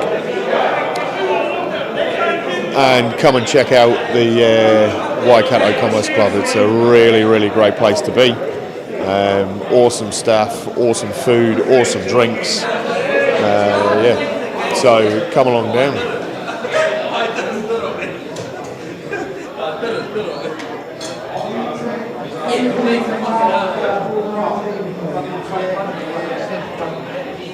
And once again, the ANZ Premier League coming to Wellington in November. We can't wait. Drowning Prevention Darts has been lucky enough to be a part of this event. And we genuinely can't wait. It's such a massive opportunity for the Kiwi players. It is a huge opportunity for New Zealand darts to put us on the map, not only with the PDC, but also let's try and sell out the TSB arena and really get darts humming in New Zealand. As you can probably hear around the room, it's really busy in here. Still heaps of people standing watching. We've got Ben Robb playing. CC is playing Dale. John Hurring, he's playing. Got in the way of Haupai there as he's trying to make his way to the stage. That's never good.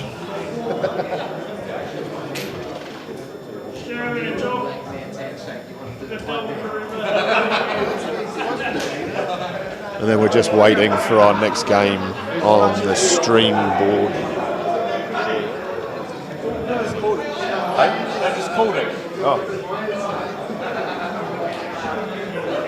Just waiting to hear.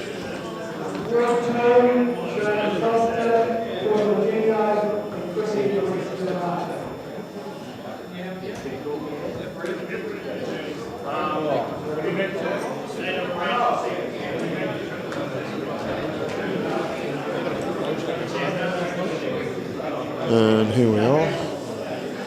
The next game is coming up. And up next, we've got David Bowers against David Adams. What a time. Really, really good. David Adams was an absolute legend for us yesterday at the Cleaver Classic. He chalked so many games. Was a great caller, great scorer. And really added value to the night as well, and we can't thank him enough from Drowning Prevention Darts. So happy to be a part of it. We're just waiting for the players to get themselves organised, get themselves ready.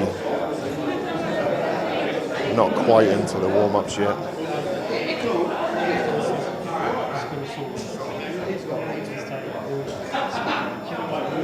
Massive shout out to everybody that's watching. It's really, really good. Really excited to see how many people are really, kind of getting involved with the darts. We're getting some huge figures in terms of how many people are seeing our videos and how many people are tuning into the stream. So please continue to tune in. Make sure you like and share it with your mates. And again, you can go into the draw to win 2 sets of VIP tickets for you and 3 other mates at that ANZ Premier League that I was talking about, where you can see the top Kiwi players taking on the top Australian players for a spot on the world stage in December, January. Really, really exciting for New Zealand darts, and it's a massive step forward. As we get down to the more pointy end of the competition, the games come a little bit thicker and faster, but the 2 Davids are just taking a little break, and then they will be back. Gobbler's got some wedges. Any hot sauce with these ones? No, not after Scotty Menzies' mistake yesterday. Yeah, that was a crazy mistake. He's just there. And we're going to get him on commentary, Scott Menzies. He's just watching his mate CC at the moment. He's hyping up CC. Really backing him. Even though he went out, he's still stuck around. Really wants to watch him play. It's great to see. Real camaraderie within the darts. Tata's here. Jonny's dad. A legend of the game in his own right. Yeah, I'm talking about you. Thanks, mate. That's all right. You don't need to say anything. A legend of the game with very few words, very few words. Exactly, yeah, the Tatas are not one for the limelight. However, they are both true gents of the game. Ra follows Jonny around. He's his manager, really looks after him. We've got Jaymie Hilton-Jones versus Haupai here. They're throwing it thick and fast.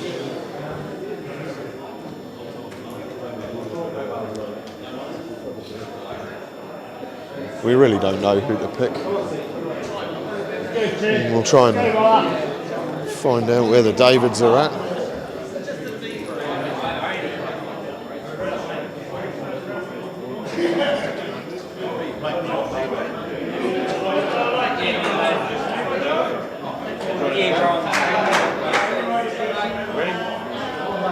Alrighty, the 2 Daves are now ready to go.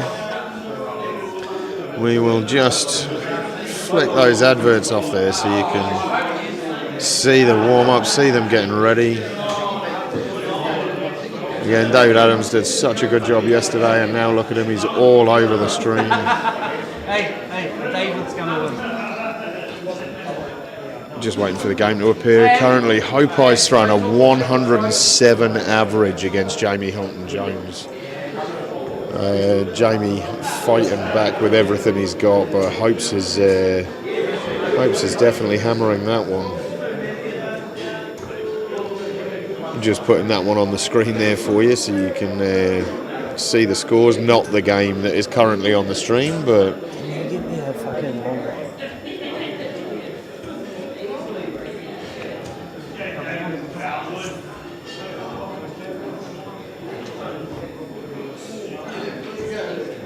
absolutely outstanding game there between Hopes and Jaymie Hilton-Jones very early on in the piece. However, looking really, really strong.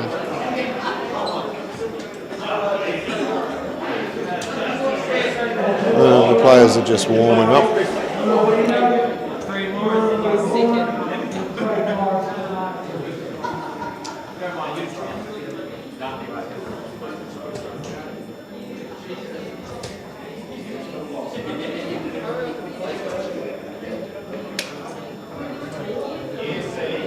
Great bit of showmanship, and now it's time for the ball.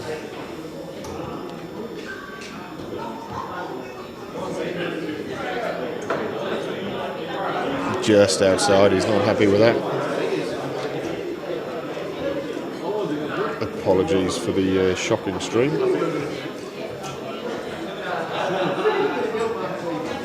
Both missed that one, so they throw again. It's David versus David, so it's going to be very difficult to call. There's a red one. What's David Adams got in response? Needs to hit a red bit. And he hits the green. So David Bowers to throw first.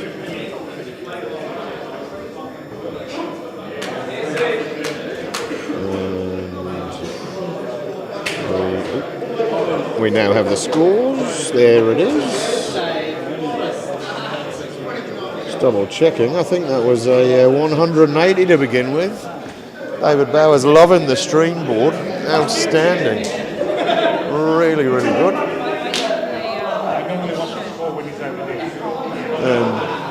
Just looking around, trying to find somebody in the commentary team. Don't leave Mark Cleaver alone because he's fucking incoherent.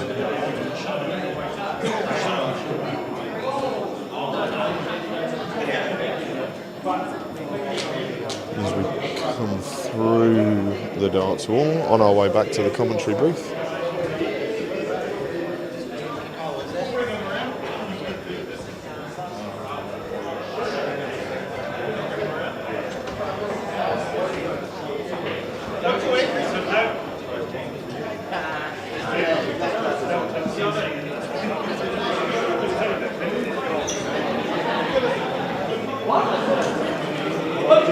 And apologies for that team, we are now back.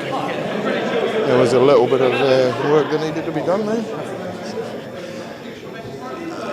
And David Bowers started with a 180, he's still thrown 102 average. David Adams throwing the 100. 189 left. Needs to go downstairs. Lovely last dart. Super darts there from David Bowers. Leaves himself on 112.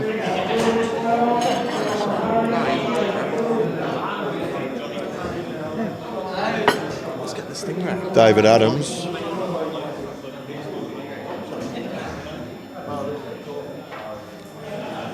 Oh. And we've got a special guest. Jesus. Stu, the Stingray Irwin has turned up. He's not playing in this Pro Tour. However, there is some exciting news about him being the official manager for Team New Zealand for the World Cup.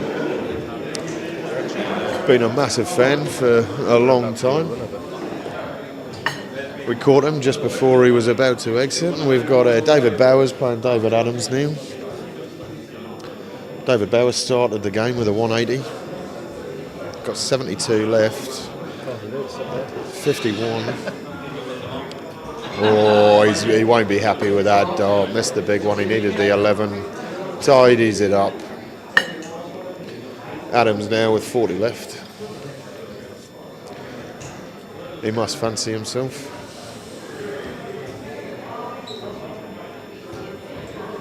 Taking his time on the hockey.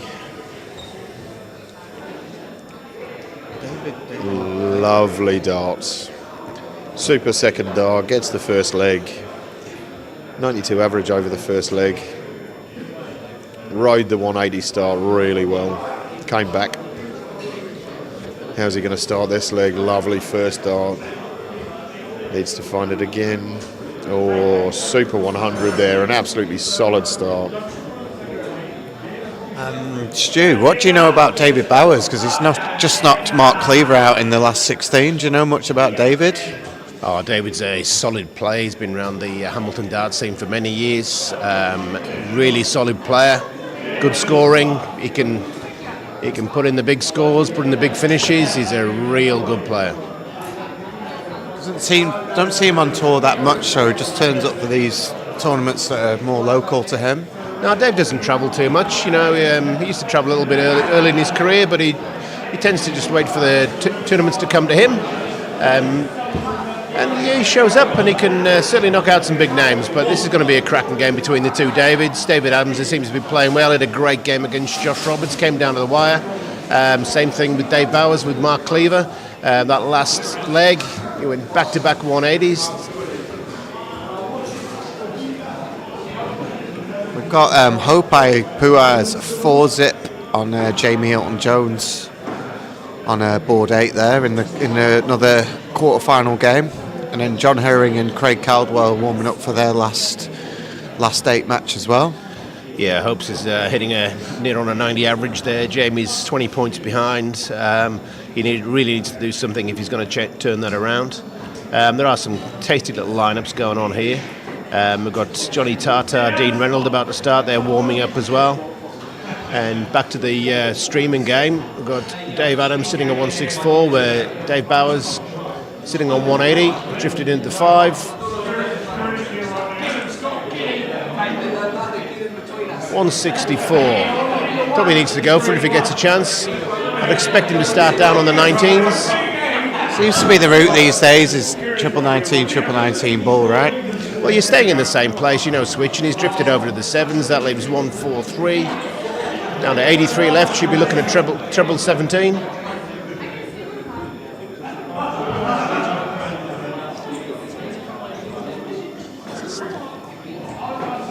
We've got Scott Menzies and Mark Cozzy wandering around. They don't want to talk, apparently. Oh, well, Cozzy always wants to chat. Oh, we've had... This is the perfect combo here. We had a great time last time. As David Bowers looks at the 140, leaves himself 60. Can you bring some tissues over? Shut up, Stu. David Adams for 66. Goes the 14s route.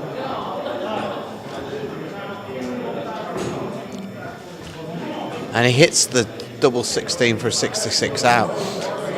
Stu, tell us a bit about you're going over to the World Cup of Darts, over to Europe for the World Cup of Darts with Mark and with Hopes. Tell us a bit about what your involvement is and what's going on there. Yeah, look, it's not too complicated. I'm just Mark Cleaver's caregiver.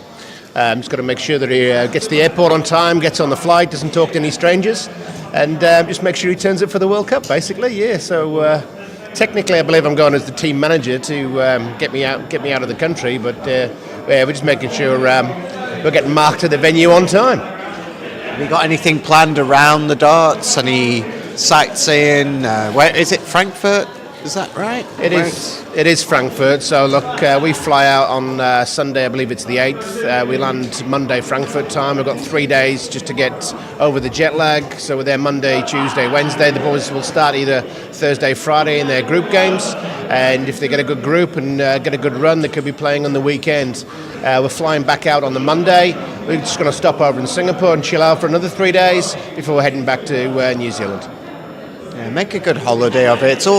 It's a big experience, right? It's something you're going to remember for years to come, so make the most of it. Have a bit of a holiday, do some sightseeing, just enjoy it, right? Oh, look, it won't be a holiday. I've got to look after Mark, just once again. Caregivers are 24/7. Yeah, I've never looked after Mark, nor do I wish to, but it sounds like a tough job, but you're the man for it, Stu. No, it'll be a pleasure. Just joking aside, really stoked for Mark. This is one of his bucket list dream jobs that he's going for. He's been so close so many times for the World Cup spot, and he's finally got it. And there's hope for everyone yet. So I'm going here mid to late 50s, gets the berth to World Cup. Anyone out there listening, a couple of good years of practice, get on tour, you could be going as well. And it's exciting to see a new lineup. We've obviously had Big Rig and Haupai play for the last few years. We've had a few different, as it happens, always changes of lineup, but this is a new lineup, and we'll see how these guys gel, because it's all about that in the doubles, right? It's how you play together as a team. It's as much as how good of a darts player you are. What are you capable of playing, rhythmically and together? So anything can happen in these tournaments, right, in the doubles. Yeah, and these guys play a lot of doubles, but they don't play doubles on the big stage. And that's the same for the PDC pros as well. They're used to playing singles. It's a different rhythm. If anything, it brings the top players back to the field more. And it's nice to see that in the World Cup, because they had the singles, and then there was a doubles game to decide if it went 1-1, but now it's fully doubles. And Just makes it a little bit different. You don't see doubles on TV at all, really, in the mainstream darts, apart from the World Cup. As David Adams takes out double 8 for a 3-0 lead against David Bowers. He's looking well in control of this in a best of 5. Yeah, look, it's certainly going to be interesting for the boys playing pairs. The old match play format where you played singles, doubles if you needed, that was a great format, but again, it was more bread and butter for the PDC pros, playing singles in front of the crowd. When it's pairs, it's a bit of a lottery. And we've seen some teams come through, some upsets in the last couple of years, but there are some strong lineups. You know, you're looking at England, they've got to be the favourites by far. Wales have got to be in there. You'd expect the Netherlands, even though MVG isn't playing, but Jan van Veen is playing, they're still going to be strong. There are going to be some good matchups, and we expect to see a few bolters as well. It is pretty. I don't think, did Littler, I'm trying to remember if Littler and Humphreys played together for England last year or not. I don't believe they I don't think they did, right? So that's quite, I think it was Rob or Michael Smith, yeah. So those two together is pretty exciting. That's just viewership. You know, they're gonna, if they both play how they can play, no one will beat them. It's impossible. Oh, look, if they play anywhere near what they can play, they're going to be impossible to beat. I don't know if you watched the last couple of Premier Leagues and they played. You know, they're hitting 117 averages for fun, 180 after 180, big finishes. The way Littler's been finishing lately, it's going to be a hard task for anyone that comes up against England this World Cup.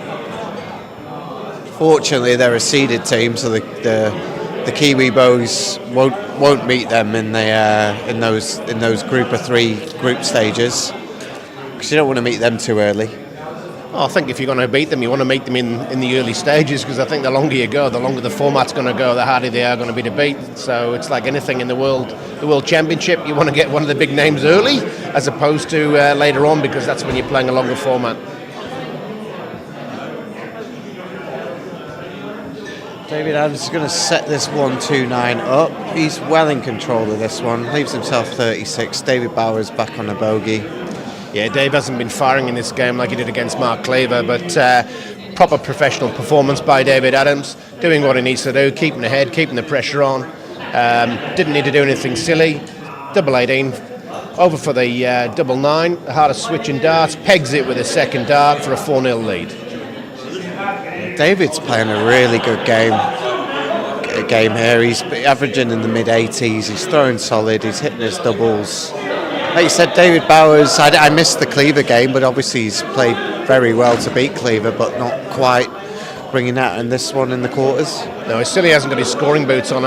David can do a lot more than that. He's just not hitting the treble consistently enough. He needs to hit it a bit more often. He needs to put pressure on Dave Adams. If he wants to come back in this game, he's really got to start scoring.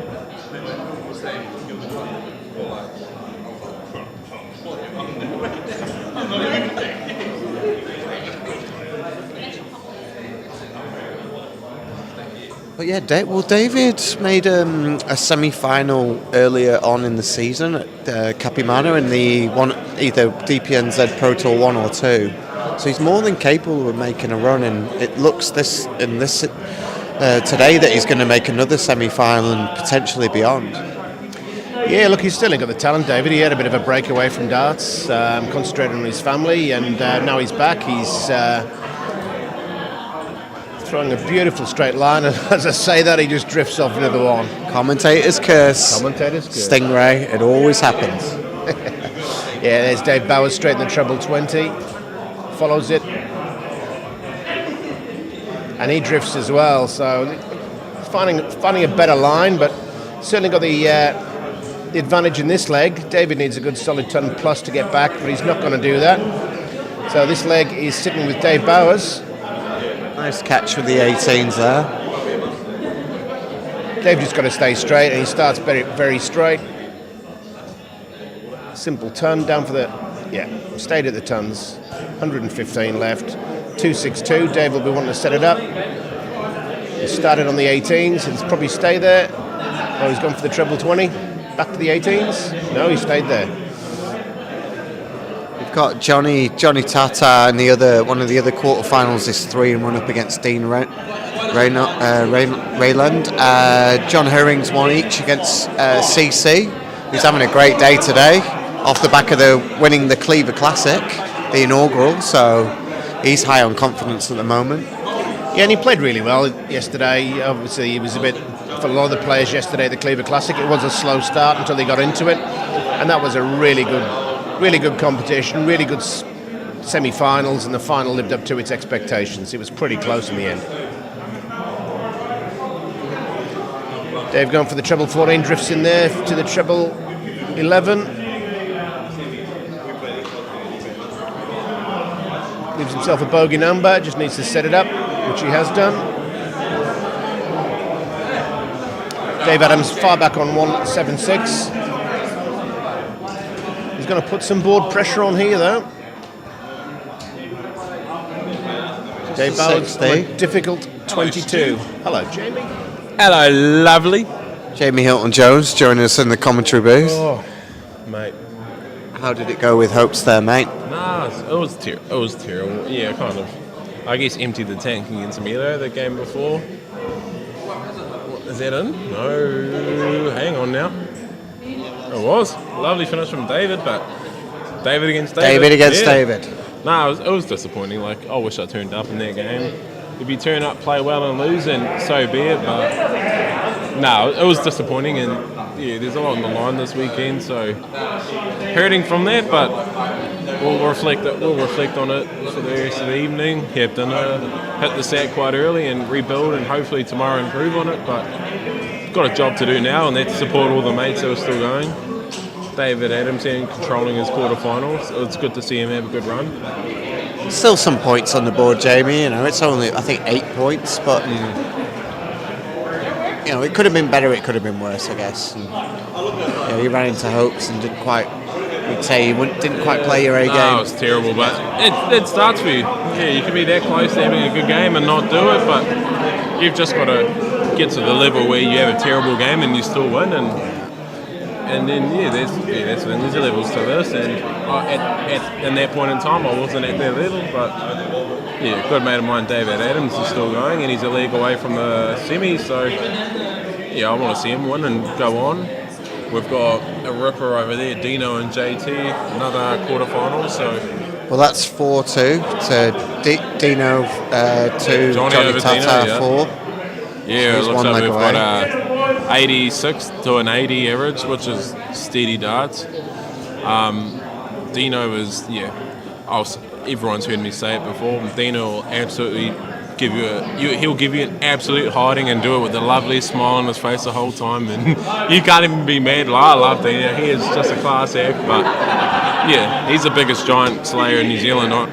He'll just show up and beat anyone. And he's in camo now, you can't even see him do it. All you see is a smile. I seem to remember I think he lost one of the finals to get on the stage against Daniel Snooks last year. Yeah, am I right? He did, yep. Yeah, he knocked me out in the quarterfinals last year on the Sunday, and yeah, he's eventually lost to Snooks in the final. So we've got David Adams here, 3 darts at double top. He's taking a deep breath, composes himself. Mark is there if he wants it. He's been great on double 10 today. That's an easy double. And he's amazing on double 10. I know Menzies watching, and look, he's in the semi-final now. He's on an absolute tear. Go, David, up the north. Well done, David Adams. Great win. Another semi-final. His second semi-final of the DPNZ Pro Tour this year. Just quietly going about it. John Hurring and Craig Caldwell. It's 2-1 to Craig Caldwell. The man of the hour. What a night last off night. The back of the Cleaver Classic. I feel like if the Cleaver Classic had never happened, CC would be out in the last 64. But CC wouldn't have got it. Oh yeah, exactly. Yeah. Let a fight. No, he's a classic. He's such a good player, but yeah. Like, I've had some good wins over him and all that, but yeah, he got me last night and got the final, and the way he did it was there are confident performances, so you love to see someone of his calibre do well. I mean, he's won the Nationals, New Zealand Open, everything else there is in New Zealand. His name's on the trophy somewhere, so yeah, John Hurring's an absolute stud, one of the ones that are in the top 3 currently and well in contention for the World Series. Like people like myself and Jonny, we're chasing to get in there, and Hurring's, he's there, he's sweet, he's just holding on, so But he's not looking at it like that. He's looking at like he wants to win this event. Another $1,000 in the pocket, another 20 points on the board. So he's a confident man. He's a quiet fella, but yeah, he's one of the best to do it. Speaking of Jonny Tata, he's gone through to the semi-finals as well. So who will hit the last of the quarterfinals to play here with the 2-2 with CC and John Hurring. And in their semi-finals will be up pretty shortly, and we'll have who knows what we're going to have on the streaming board. Yeah, what do we know what the matchups are for the semis? Well, David's through, Hopes is through, Johnny's through. Yeah. Not sure who's playing who though. Might check. You can check the bracket. I'll pull it up on the phone, mate. Jamie's going to check the bracket for us. I'm going to check the bracket. Shambles, thoughts on today? Today's been a good day. It's I think we had 96 today at the Hamilton Commerce Club, so happy with how I played. Had 3 darts against Mark Cozzi to advance into the top 32, but didn't hit them, and he did. But it was a good battle between me and Cozzi. It was it was tight. We were tuned into that. It was tight, and it was funny when we got announced today when it was like Conor Holland and Mark Cozzi. Everyone went, "Ooh, nah, it was good. It was good. It was a good day." And then the stream's going well. Shout out to all our viewers. Right, get the mic on, mate.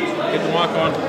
What's the latest, Righto, everyone tuning in. For the first semi, we have David Adams and Haupai Puha, and the second semi-final will be Jonny Tata and the winner of John Hurring and Craig Caldwell. So, absolutely ballistic games. I'm keen for either of those on the streaming board. They're both going to be smashing matches. Oh, smashing. Oh, is Kawhena gonna? Can we talk about my name? No. Jaymie. She did the damage. That's why I lost to Hope. I was just thinking, my name. She spelled my name wrong, and I got upset and I lost. Tell us about that. I'm kidding. She don't take it personal. We're here with Kawhena Puha. Been trying to convince Kawhena to come and have a chat, and now she's here. I love it. Kia ora te whānau for those who are watching. Yes, I'm been the honour to be invited here.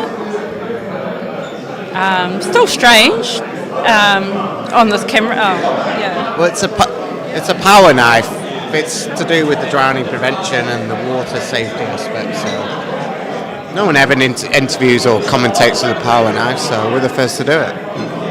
You got to be the first at something, and it's about creating history here, and that's what we're about at the darts, making history. So how's your day going? Obviously Hopes is through to the semi-finals. What are your thoughts on today? And I want to get a bit deeper into what you get, what you're into. But let's talk about Hopes for a second and how he's feeling and his season so far.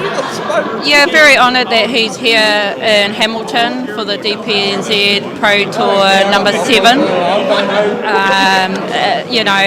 There's a good privilege for those who are here at the moment to be able to, I guess, have a glimpse of how he's been playing or grab some tips, especially it's been a year and a half since he's been the local Pro Tour player. It's been really good that I could see others just, tapping him on the shoulder, getting some advice, just to really connect with him off the oki.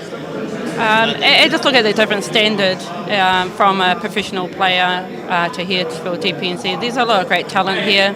And it's just great to be home. Great for him to be home. And here in Hamilton, the club's been amazing. The field was amazing today. There's a great lot of players and a lot of new faces. David Adams caught into the quarters. He's trouble. Hey, Mumsy, David Adams, I know that you've already messaged saying you are watching. He's still going. We're going to look after him and make sure he behaves. Well, he's playing Hopes next. Yeah, I think that, there's so many talent there that we've had in New Zealand, and for those who have the courage to put their hand up to say, I might give this tournament a go and get out of their local, I think that's great courage there. And David right now today kind of proves it, that he actually does have what it takes. as a lot of players that are in the draw. So yeah, hopes is here, but there's also others that's got to continue to keep going. And yeah, obviously hopes has set the standard of what can be achieved by playing in these pro tours and making it overseas and playing the best in the world. So he's, like you said, a lot of people are asking his advice and getting his knowledge, and he's feeding that into everyone else that can then take that forward and try and do what Hopes has done, right? Yeah, definitely, absolutely. Nothing's promised. You have to show up, you have to work, and you got to work when no one's watching as well. Jaymie, I'm sure you've been inspired by Hopes and what he's done and made it onto the Pro Tour. Oh yeah, no, absolutely. You know you can do it and it's achievable, but until someone actually does it, that verifies everything we have going on over here. And he's absolutely set a standard. But I've always been the first to say that he's not the only one to do it. Like, he has it's all about the family and the support system you have around you. Like, it's a team effort. He's the one that throws the darts, but it takes a whole loving family and community to put that platform in place for you to perform. So there's not many in darts that are lucky enough to have that. So I know he's absolutely grateful for it. And yeah, he's just a true testament of just a team player. You're the only one on stage, but yeah, I'm the first to say it takes more than just the one player throwing the darts to achieve the result. So love seeing what he does, love the support system around him. Hate seeing the scoreboard on the iPad right now, but hey, no, what can we say? Had a skitter, got blown to bits, but yeah, it's a new day tomorrow. And yeah, I mean, a lot of us try to emulate what he does. I'm lucky enough to also have a good support system around me, and it's something you don't take for granted. And yeah, when you're playing for something more than yourself, I think that's an extra fire that you need to perform, and a lot of players don't have that. And when push comes to shove, that'll give you the edge that you need. So yeah, love what he's doing, love his family, and wish him all the best. Well, yeah, Kawhena, you're a big part of Team Hopes. You do a lot of his, the branding and the social media and all that sort of stuff. You're really promoting Hopes and what he does. Tell us a bit about what you do in the background to support Hopes as he's overseas playing on the Pro Tour. It's probably not something I can say in 5 minutes. You've got all the time. Let's go. The journey didn't just start. There's a lot of process that we just didn't give up over time. If I was to give advice to anyone wanting to, I guess, create a career in darts, is just keep being inspired and keep believing. The biggest thing for what we've done is because we've had the belief. If we didn't have the belief, nothing would have happened.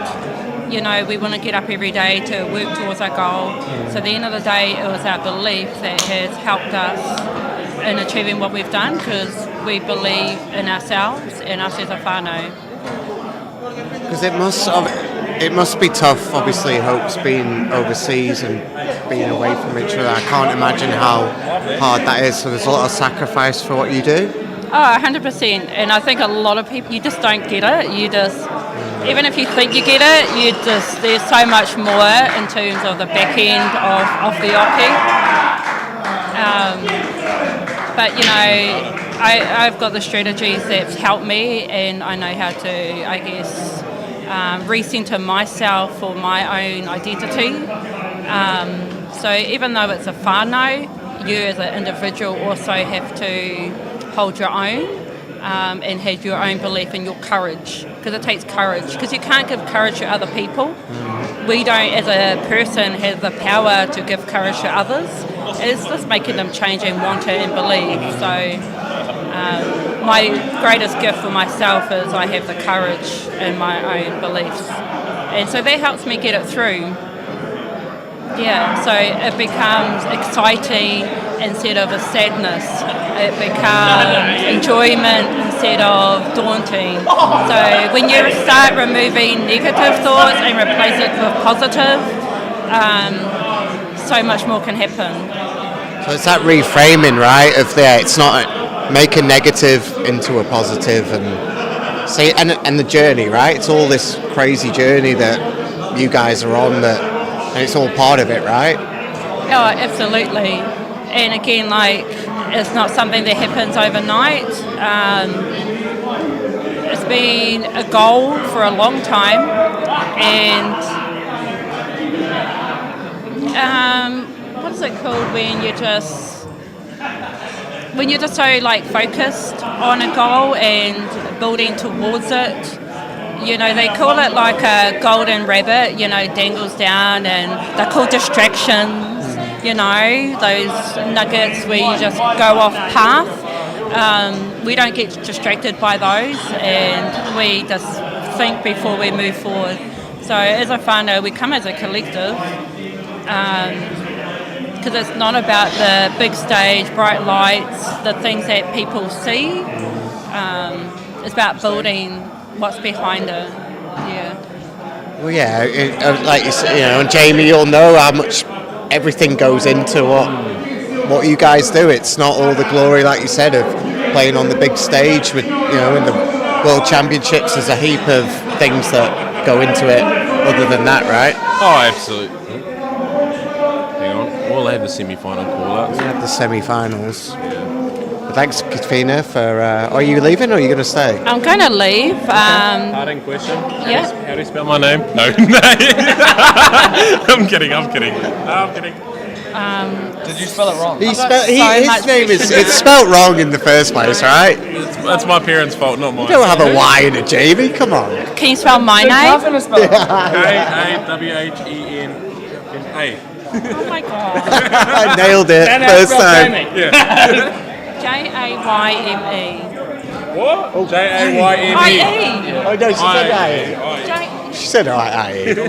100%. Yeah, you got that. You got it.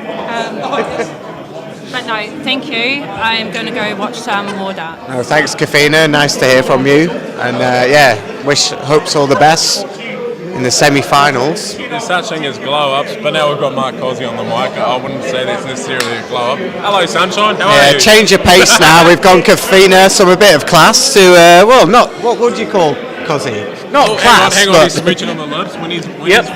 Uncle Richie just took me by surprise and gave me a bit of a hi, how are you? What did you just say? Tata and Hurring. Johnny Tata and John Hurring. I'll control this. Go on. Why can't I hold it? Because I'm in the middle. If you get out of kilter, We've got one mic in the middle. I'm in the middle. I'll switch between the two. You're a bit of a sandwich, would you say? I'm a sandwich. Sam Wedge. Yeah.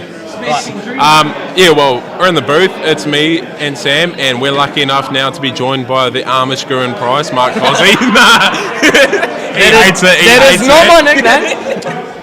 But we are ready. It sounds like it's becoming a nickname, because if you don't like it, it isn't. Only Jaymie calls me it, so it is not. Everyone in the chat, that's his name. Only Jaymie calls me it. So it's going viral, Cosy, I'm afraid. It is not. It's already viral. No, it's not. It's out the internet. But in saying that, we are ready to lick the stamp and absolutely send it. We are ready. And so John Hurring against Johnny Tata in the first of the semi-finals. Could you argue two of the best players currently in New Zealand? Oh, 100%. Except for you guys, obviously. We only say that because we've already lost to them. So yeah. No, that's Johnny Tata. He is so underrated. Like he's that good. He's the man. Like, he'll play and you watch him be like, oh yeah, whatever, he's won a game, and he's averaged 95 because he makes it look so normal. But John Hurring's recorded 9 datas. He's done it all himself. So this will be an absolute. We hope it's a ripper. Honestly, this could easily be 10 plus averages each. Best of 11. So we're going to get into this one. Yeah. If they get their scoring going, both of them absolute weapons. But you won't see a beat of sweat in their brow. They'll make it look so easy too. But yeah, they've got the absolute potential. Johnny's just chewing gum as he casually throws. Two of the most chill players you'll ever see. Tata, never too far behind Johnny. Exactly. The greatest human being alive, I love him. Absolute legend. Who doesn't love Ra? We've already talked about having that support system around you, and Ra's the backbone. You love to see him around.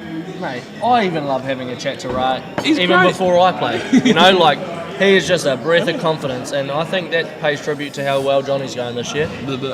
Easy E coming in for the sneaky chokehold on Jaymie. He probably deserves it. Yeah. you have to love this yarn with Row and you feel good, and then you go play a son and you're busy hiding, and it's like you can't even really be mad because he's got the right people around him. It's just a lot of respect in New Zealand darts, I feel. Taylor Tenaki, the big love that oos guy, on the the chalk. big oos on the chalk. That's becoming a bit of a nickname.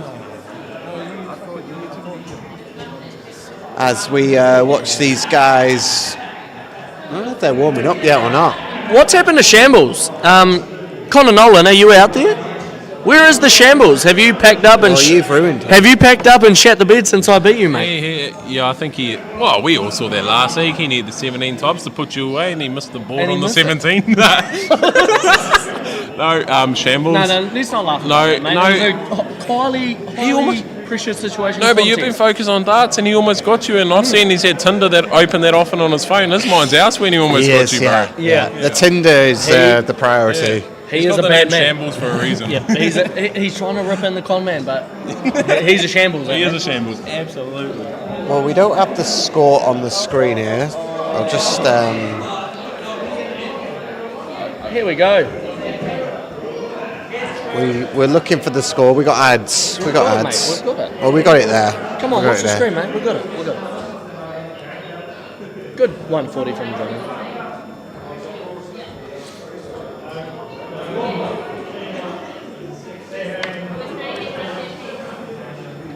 Good tip from. I am glad that Phil does the tech because that's stressful. He does a great job. I don't need to be stressed. I need to be able to talk. So if I'm stressed, Philip Waggett, honestly, What a stud. What a stud. pick him up. an absolute beast of a human being. If he wasn't so good at tech, he'd probably have to play darts, and we all seen how that We've went. all seen his. Well, was it like a 36-day average? We've all seen him play. He lost to Marley Prime in the consolation. Just have to remind everyone about that. He needs and to then stay on chalk the for team. Marley as well. Yeah. Oh, that's sad. Can Hey, he I hear had us? I had Can he hear us over there? Oh, no. I Unless don't he's know. tuning in. But hey, I had Marley Prime chalk my game and almost lost that game. I'd throw my darts, he'd just look at me and wait for me to tell him what I scored. So there and I was got frustrated. no real big finish there. No. Jamie's nothing to pull you out of the It's hard walls to today. multitask when you're talking and playing at the same time. No 158s to bail me out. I'm like, hang on, can we pull the clip? No. Oh, John Hurring first leg. Oh, danger. He is an absolute professional, this He man. is. Look at the steely-eyed.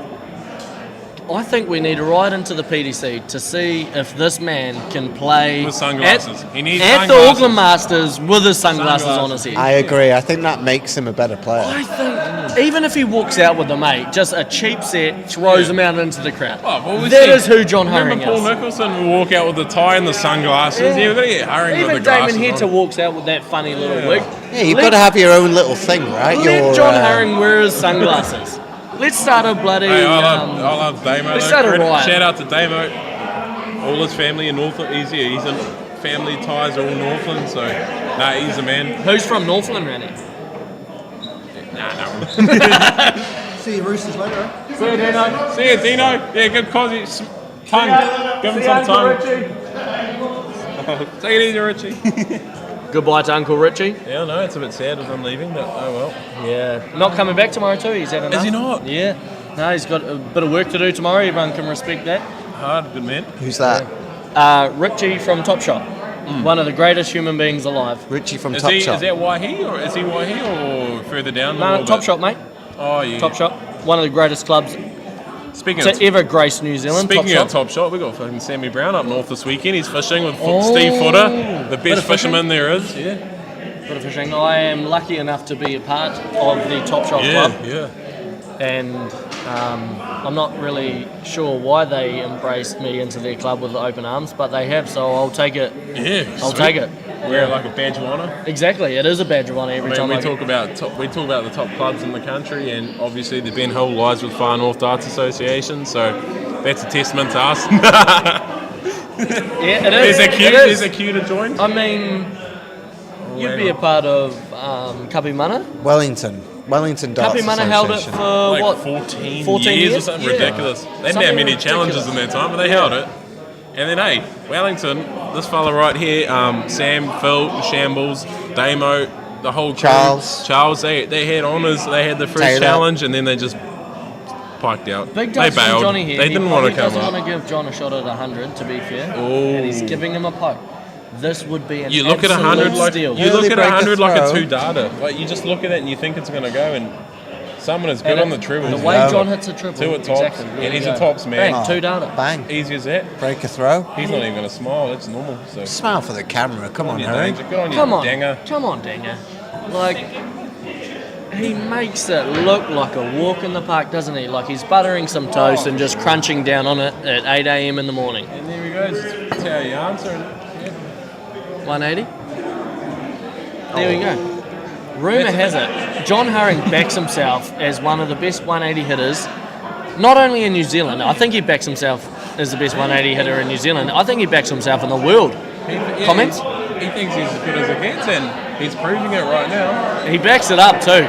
Well, he's putting Jonny under some pressure here. He's really giving it to Jonny at the moment. As well as myself, Jonny he was a position higher in contention for that top 3 spot in the Masters, and I think John Hurring right now he's just sitting in the standing right now. Because he's in that top 3 and he's trying to prove a point right now, saying there's levels to this, and I'm already in. Like you said, this has big implications for that top 3 spot. For Whoever sure. wins this one, 100%. Like Ben's already out, Mark's already out. Hurring's the only one left that's in that top 3 at the moment. So he wants to. Oh, speaking of, hello, lovely. Here's my Pez partner right here, here's Mark Mark Cleaver. Cleaver. We've never lost a Pez. I struggled today, but that's all good because after the big night last night, I was a bit. Did you win last night, Mark? No, not quite. Have you ever? But a little bit like what you call it, jet lag. Jet lag, That's that's what I right. felt like today. All right. Before the great Mark Cleaver leaves, I'm going to ask him a question. Have you ever lost a Pez comp with me as your partner? No, 100%. You need to be going over to the World Cup, mate. know, You'd win yeah. it. So to the people out there watching, love the journey prevention, and these guys rock. So keep watching. Love you, Cleaver. I'll see you tomorrow, boys. See you tomorrow, Enjoy evening, mate. Have a good one. All right, Johnny's got some business to do here. Double top to Danger's get giving him on a the, chance, and he doesn't take it. And it could be 3-zip here. 3-0 compared to 2-1 is a different game. Wait, are you guys looking at the darts on the TV? Or are you looking at Tukes behind the screen? Tukes is doing his own really stream doing here. his best to talk some absolute garbage. John Hurring's gone white. 3-0 Wrong up. sign, bro. Sorry, guys, I've been summoned. Oh, you've been summoned. As Johnny puts in a big darts. 180. He's got to get off the mark here, Cozzy. Definitely can't afford to go 4-0 down. 4-0 down. Not against the John Hurring. 4-0 down Danger. on a race to 5 will be a tough ask against a class act like John Hurring. But Johnny's the type of player to bring it back. Look at him, he's in again. We want to see a 9-darter on the stream. He was four perfect darts. He, the man himself, has missed a couple of 9-darters this year. On double 12 too. He would be, if I was going to put a bet on for the most likely person to hit a 9, I'd probably put Johnny number 1 and I'd probably put Hurring number 2. Yeah, both of them. Yeah. You gotta put a bit of respect on Ben Robb's name too. Like he's of course. And Haupai Puha's here too. They're all definitely capable. not Tukes. He's a mile away from getting one. That fella. But both of those, John Hurring, Johnny Tata, and Ben Robb, I feel like one of them this year is going to get one, and it's just a waiting game to when they hit it. I think. We want to see it on the stream. I mean, they're going to get one. It's just a matter of when it happens, I think. Even the man that's just pulled back up into us, Jaymie Hilton-Jones, he's a man on a mission for a 9-darter too. I feel like he's capable of hitting one as well. But Oh, yeah, I've missed the 8-dart a few times in comp. But no, my biggest mission is just get on the TV stage. And, today was, it was more than very disappointing. And it looks like going into Auckland now for the playoff. But As Johnny takes out 4, he gets his first leg on the board for 3-1. It all starts with that first 91 average. It all starts with that 87. first double. Quality chalker though. Craig Caldwell on the right, and on the streaming board we've got Taylor on the streaming board. The big Oos. The big Oos, the big which Oos. is He's going to keep it flowing freely, and that's what you want as a cricket player. But let's be honest, when you're talking, Jonny 26. threes in the triple ones. Terrible. He's average. No, he's not. When you're 2 in the triple three. When you're 2 in the triple three, mate, it looks. When you're on the Dark Connect, you see 26. You think they're spraying, but they're right there. The Big Daddy. Danger 11. lets him off with an 11. That's the kind of darts I throw. I'd love to see him when. Right, let's get. All right, I think the final's going to be Sam They against are Winner of human. this game. Going to come out of retirement. There we go. Like a one good throw, one bad throw. Let's see what they do from here. It'll be another good one from Hurring here. Well, at this level, you'd feel that if you hit one of those low scores, then your opponent's going to take advantage. But both of them had a very average visit, so it's still to play for. What's Jonny got? This game is not over yet. It's absolutely not. As much as I love John Hurring, I equally love Johnny Tata. And this is a quality contest that everyone gets to view. David Adams is one apiece with Haupai on the other board. They're both flirting around 90, and then this other semi, they're both flirting around 80s. But it's early days, obviously. Haupai will win with an 80 average if he has to, or he'll win with a 100 average if he has to. And David's sort of the same. He can pull out 100 if he needs to. Whereas Johnny and John, they'll go ballistic. They won't have to average 100, but they still will. But they'll both bounce off each other. So yeah, you're not going to see one have a blinder. You're going to see both, regardless of the result. Well, that's what happens. Both of them lose flight. Johnny's going to just set up the. No, he hits a single one, so he doesn't do a great job of that. He thinks he's going to get a little. I feel like I'm the one on camera. Yeah, Tooch is recording me pretty hard. Hopefully he's not saving that for his own personal material, but shooter's gone shoot, eh? Yeah, thanks, Tooch. Yeah, okay. What he got here for Jonny? He's hitting 9 to 68 that's and interesting. 48 Yep. to 20. That's the way. I thought he would have gone the 18s for the bullseye, but he's 68 was. Yeah, but then with Hurring on 79. exactly. Yeah, Aggressive. double 10. Oh, I think he might. It wasn't a maybe confident miscounted dart. there. I'm not Open-handed follow-through. I don't think he felt comfortable. And Hurring looking pretty, as he always does. He's His gonna poker get face. He's a stoic. tops man. He's a tops man. Oh, he's a tops man, but right then it didn't. Jonny go. for 10. I wonder how much sleep John break Hurring got last the night. throw. He's usually a man that runs off about 2-3 hours sleep, so maybe he's had too much sleep last night. Oh, and Johnny's blind as look. But hey, we've all heard John Hurring's he's like a $40 an hour painter. He's as good as it gets, apparently. So is that all he costs? I'm sure his company charge him out at like $100 an hour, but hey. Eggs to double huge. 5. Big dart. I'd pay him $50 an hour if he comes in clutch like that last dart in hand. It's like 3 o'clock in the workday and you need something done, and there he is to get it done. John Hurring, you legend. He's, would you say, dangerous? Nah, he's not quite. I think, nah. Yeah. Why is he He's called the dangerous. Danger? Strangerous.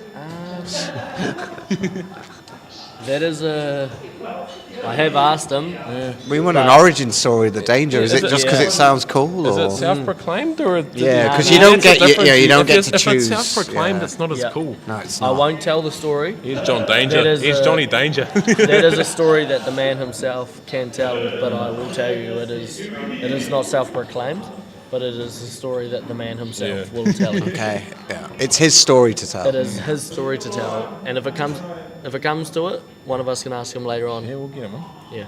But at this point, the way he's playing, hey, it's his world. We're all living it right now. Yeah. We're just spectating the performance he's putting on, and he's absolutely putting on a clinic right now. But then you look at the stats: 87 against an 80 average. They're both capable of so much more, but when you're capable of so much more and you're still getting the job done, that's huge. When you can get those wins, Mate, you could win with a 40 average. yeah, exactly. You get the win. Yeah, it's huge to pull it off. Hey, if you could win at 40 average, I'd be up there, guys. Yeah, for sure. And we'd be in the booth still. Phil would probably still be on Phil's tech, ready but- for that. Phil would still be in the consolation, but hey. Phil will still be doing tech. Oh, hello, but- Phil. How are you, mate? Hey guys, how are you going? Must be the shirt. Any comments on your suspected 36 average? Yeah, it was disappointing. You know, it comes up a lot. I thought one day I'll give it a bash, and then I gave it a bash, and 36, amazing. Did you? What positives did you take from it? Yeah. Did you feel from that day that? Did you take? Is that how the streaming started? You just given up and you thought I'll stick to the tech? I thought I'm not a player. Yeah, no, and the highlight of the day was definitely losing to New Zealand's number one, Marley Prime. Like my favourite double teabag left, and I couldn't hit it. Couldn't hit the double three. Marley checked out the double three. Teabag me to knock me out the Constellations. It was crazy. One of the worst days of my life. I had the worst time of my life. You talked to me before, and I was just having a whinge about it. When it comes down to it, how do you build on a performance like that, Phil? There's only one way, and that's up. It's been a long time since I've thrown a 36 average, that was for sure, and there's only one way from there, and that's to start streaming it rather than play it. So we're watching a couple of 80 averages here. Oh, John Hurring. Jonny just missed 3 clean darts at 4. We've seen him do this. And Hurring's in and triple bang. 20. Bang, bang. 2 Bang, bang for the win. 5-1. It's best of 11. One more leg to go. He's got that, hasn't he? Best of 11, yeah. First to 6. So Johnny's got one hell of a comeback here if he's going to make the final. TT the chalker, struggling to add up the 100 there. Hey, come on, man. Leave the big horse out of it. Yeah. The big horse must be there. Hey, I thought their shirt was good with big numbers. Shout out to Scott Menzies, mate. Where is Scott Menzies? He didn't want to talk today. Left, he's left the building. He took his helicopter back to accommodation. He was paying for the chopper by the hour, so he had to go. Yeah. When you own a helicopter, he's flown back to Wellington just for the sake of it. Sleep in his own bed, come back tomorrow. Yeah. Say hello to Nicola and get back into it tomorrow. Yeah. Let's not put him too much of a pedestal. He got to the airport and realised he left his phone at home. So, hey, he's human just like the rest of us. And shout out to his wife for dropping it off. Nicola brought it in, so shout out to her. And every great darts player. The real hero, I've got to say, is Nicola Menzies. Yeah. Can we get past Scotty and just say Nicola Menzies? If you're listening, you are the real hero, not Scotty. And you need a shirt. Yeah. Yes. I'll be the first to say I love those two. They always look after us when we come down. And after the darts last weekend, we got back and Nicola had organised food and all that for us. So definitely love being around them. Always look after us and just infectious positive energy. So they're so good to be around. But Ghost Pepper, unfortunate to come into such a hard matchup in the top 32, I believe, or 64 against CC. That is brutal. 1-2-3 for Jonny. Leave the finish though, so he'll be happy. To put it out in style. I mean, John Hurring, 180 on. Oh, he aims for the 177. Good thinking. Johnny's back against the wall here. But he's Johnny Tata is the type of player to pull this back. Yeah. But then also, absolutely. John Hurring is the type of player to shut the door in his face like no man's business. Right, we've got David Adams here, 24 to close the gap. Yep, there we go. 3-2 to Haupai. Johnny Tata, clinical, but hey, we've got 2 semis on. We're talking about one because it's on the TVs. But yeah, David Adams just clinched the finish, so it's 2-3 to Haupai. 93 3-2 to Haupai? Yeah, sorry, my bad. Yeah, it's all right, Jaymie. I'll let you. That's all right. I'm a bad player and commentator. I'm just shouldn't be here. Hey, come on, don't put yourself down. Hey, shouldn't be here, man. That's all right, mate. We're all learning here. That's all right. David's got more legs than I did already. Yeah, well, normally I'm playing. David has got more legs than I did against Hopes. And same. Did you lose the Hopes as well? I got clapped. Oh, mate, we're terrible. What's up, baby? We're just the Hopes loser club over but here. Up there we'd clap Hopes in the booth on the mic, so all good. Yeah. We're just sitting here with our cheeks clapped. I know. And we're just trying to rattle off a little bit of commentary. But David Adams 310, everyone wants to see a 140, 170 out, just like that. Bang, bang, Would 6 that darts. not be proper darts? Otherwise, there's a 133, 170 on for Haupai. Everyone loves to see the big fish, don't they? Everyone aims to leave the big fish, don't they? Peg one yet on tour? Oh, good feeling, eh? Good feeling. once. Not on the stream board though. Yeah, I haven't yet this year, but last year I pegged a couple. I've only ever done one in the garage, and it was the best thing that I think I've ever done. I screamed. Did you peg yourself? Honestly, my missus came downstairs. She thought I hurt myself. She came downstairs. Now. Okay, sorry. Hey, come on. No, I'm Commentating on darts here, please. Yeah, sorry, I'm not actually. That's what I'm here for. Keep the order. I'm not actually having the best of luck this year on the old streamy board. I mean, Jaymie Hilton, my man to my right, absolutely fed it to me last time I was on the streamy board. I felt great. I had you by the fucking short, and curlies, and then you ripped out a little 158, and then you had to share it the next day just to rub it in. Right, yeah, I might. Just to let me cry myself to sleep. I'm straight. Top stops? Is he going to go top stops? He will. Ooh. Good looks. Yeah, well, I played bad today, so I need a bit of confidence coming into tomorrow, so I might have to post that 158 on my socials overnight. JT 60, 2 darts Just at bring tops. it back. I'll tag Cosy. Jamie, you did. Gotta go. You did nothing today. You might as well bring that back. Yeah, I did. I didn't do nothing. Oh, John Hurring, 40 for the match. Yeah. Big Daddy Danger. You'd have to back him from Seasoned here. professional. And he's the top man. Mark it. There we go. Game shot. 6-2. John Hurring.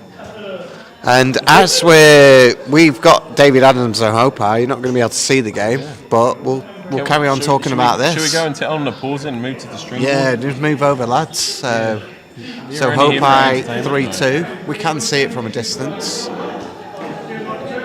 David's having a great day. I know he's already made a semi-final. David Adams is underrated. Oh, for sure. He is he's as good as anyone in the room. I think he gets by on that too. Like, people come up against him, they think they're sweet, and then 5 minutes later they're shaking his hand because he's given them a hiding. Yeah. No, he is an absolute. But he's left 25. He couldn't get that leg done. Just missed out on the ball. He's coming. Well, is he coming back? 92. It is that a Haupai. 60? Must be. Looks like Hopes is taken out from a distance. No, I don't think he has. No, David should return by the looks of it. They must have been David by returns. the width of a bee's dick. He's missed that one. David takes his he takes Hey, his check, time. when you doesn't write he? that down, Takes what the does deep the breath. Have you never heard that before? No, I have, but I'm sure the stream hasn't. Sorry. Yeah, the PG rated stream. PG rated. David Adams though. I'm sure you guys. I'm not much of a PG person myself. I don't No, know you're why not- you guys keep you're not- getting yeah, it back. yeah, well. You've got the man that's gone out and he's self-employed now, and you got him on the stream. He doesn't answer to anyone. How things are they going alright though? I'm not actually my own boss. Oh. I definitely know that Kaylee won't be listening. Yeah. Fair enough. I wish it's my name on the company, but I'm definitely not self-employed. I answer to my wife. Oh and yeah. It's scary. But as soon as anything goes wrong, it's on you though. Yeah, it's definitely on me. Yeah. Haupai with a clutch finish. Haupai with a 4-2. That's quite big. That could- broke, yeah, that's broke massive. and David had his chances in that one. He had 2 darts and double 8. Oh well. He'll That's how rue you his deal- chances, that's but how- hey. That's how you deal with the setback. It ain't over yet. Hey, when the going gets tough, the tough get going, isn't it? Oh. He's David Adams is as tough as they get, I think. He'll dig in, he'll rip in, Got the dog in him. he'll bore in. And again, we've got the Premier League ads. Can we reiterate, how do we qualify for that? How do you qualify? Yeah, how do are we you gonna, qualify? are you going to be there? Who knows? The Wizard's no going to one be knows. there. Hopes is going to be there. Hopes is going to be Has to, there. yeah. Has to.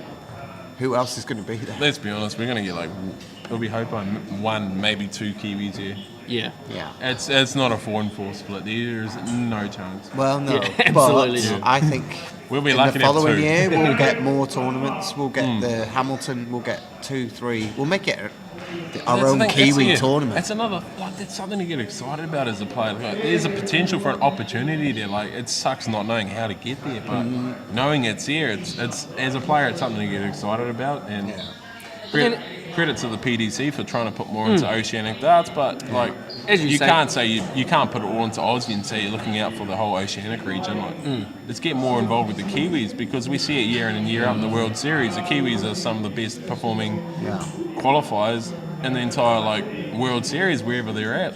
The Americans are terrible. The Aussies are.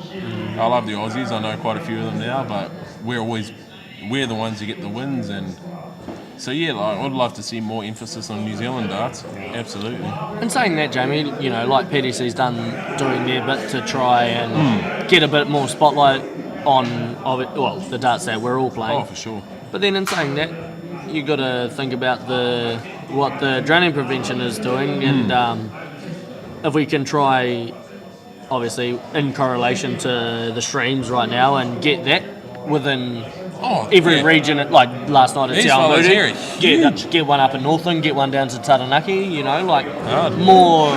Everyone's on the devices and everyone's on online, and the more we can do that, the more it's going to capture the PDC's eye. I feel like that everything that the drowning prevention is doing, even with the paradarts, you know, like where I talked to Paul Stevenson before, what he's done over at the World Championships, and he runs raffles to get them there. If we can do a little bit more, even get a little bit of following towards the drowning prevention page, he's posting them up there. If we can get a little bit more support behind that, get our paradarts players into more places, it's going to, just within New Zealand as a whole, everything that drowning prevention is doing is going to be great for just darts in general in New Zealand, I think. And the more the videos get out there, the more PDC is going to see it. Yeah, I think Cosby's absolutely just hit the nail on the head right there. More people are on their phones and iPads and watching TV, and especially like when you're in places like Taranaki and the far north, you're not getting in a vehicle and driving 6 hours to a venue to watch darts, but you're happy enough to tune in on your phone, and drowning prevention darts provide that platform for us as players. So yeah, we love being able to hopefully put on a spectacle and play some good darts. And I think when you're getting messages after from people back home, like they enjoy what you're doing, and like, that makes it all worth it as a player. Like, you just love to be able to hopefully, reflect on the community around you and how they've helped you grow as a player. So, it's a common ground for all of us dart players around the country. Like, we all get to play, be on stream, we all get to have our families and friends and darts players back home watch us. So, it's definitely the modern era is based online and it's in streaming and all that. So, drowning prevention darts are absolutely at the forefront of things heading in the right direction. I think it's good too, you know, like the sheer cost that it takes for us to travel around to each different venue that we do play darts at, you know, like the folks at home that stay at home, Hurring. they can still tune in and watch us because of the drowning prevention, and the more we can get around them, the more coverage there's going to be, and the bigger it gets. It's just it's beautiful. As Hopes wraps up a 6-2 win with a 60 finish, 2 darts over David Adams, a beautiful fight from David Adams, but as we say, Hopes is a consummate professional, and I feel like John Hurring versus Haupai Puha, 2 very good mates from the Canterbury region. How many times do you reckon they've played each other? So many times. Like, this is just in your own garage spec. Like, this will be a spectacle. Yeah, this is more exciting for us watching than them playing. Like, they've played each other that many times. This is a routine hit out. Yeah, absolutely. This is just fluid. But David Adams. Well done to David, right? What a great day also he's well had. done to Jonny Got to the Tata. semis. Absolutely. Did put up both of them, David Adams, Jonny Tata. You can't. Johnny's a top. You can't have a semi-final without the 2 players that lose. So. Oh, for sure. That's a good point. And David, or anyone that loses at any point. Yeah. Put respect on their name. If there was just one person that showed up, they'd win it. Oh, for sure. Like, we're going to give them both their flowers, but I'd like to mention David Adams because his family's a Northland boy, and I know Menzies listening, and David, he reckons big goals just to get in that top 16 playoff or even the top 8 for, I don't know what the story is, whether it's the World Masters or not, but he just wants to be in the contention, and when he's played for a long time, and this year he's having an absolute ripper of a season, but he's done it all before, so this isn't new to him. So he had a beautiful year last year too. Oh, for sure. Missed a couple of events, but he was right up there. He's up there, not getting to all the events. He's always up there, man. He's that good. He doesn't have to get to them all. Very underrated. Very underrated. Absolute stud. Well, he said to me earlier that he's never been to any of the Darts Masters or Darts event. He actually, the first time he wants to get there is by playing in it. So I respect that. I could not agree more. I attest to that. I went the year before last as a spectator, and then after that, that was cool. You're like, I should be up there. I'm never going to go now unless I qualify as a player. 100. I've been probably 3 or 4 times. But then being so close last year to qualifying. But Hippie, if you're listening, Hippie. Where is Hippie? Hippie's working. Hippie's working. But if he's listening, Hippie absolutely destroyed me last year in the semi-finals. So, not ideal, but... No, was it the semi? No, quarterfinal. Hippie absolutely destroyed our me. finals last year, it was Jonny 7-0 over Snooks day 1, and then Snooks got Dino day 2, Yeah. Snooks averaged the final. It's unreal. Snooks had a great weekend.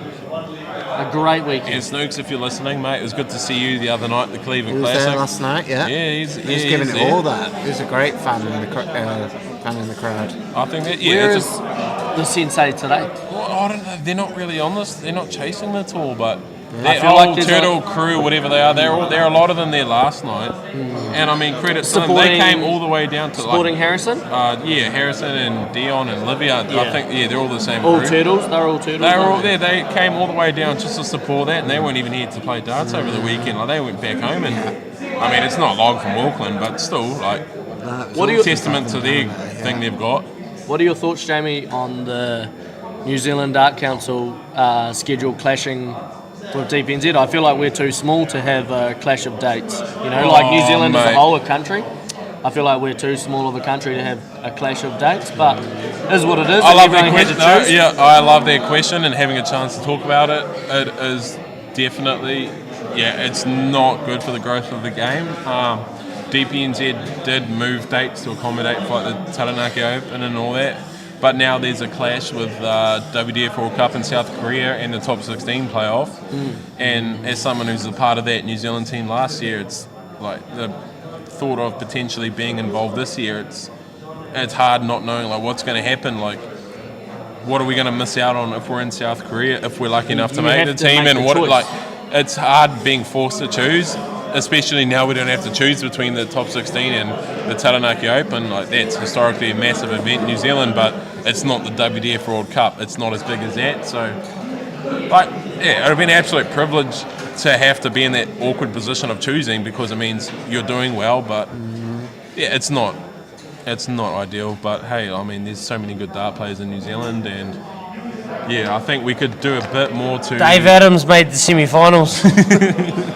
That's from a David Adams supporter, not David Adams. David Adams got more legs against Haupai than I did in Cozzy. I think he got more than us combined.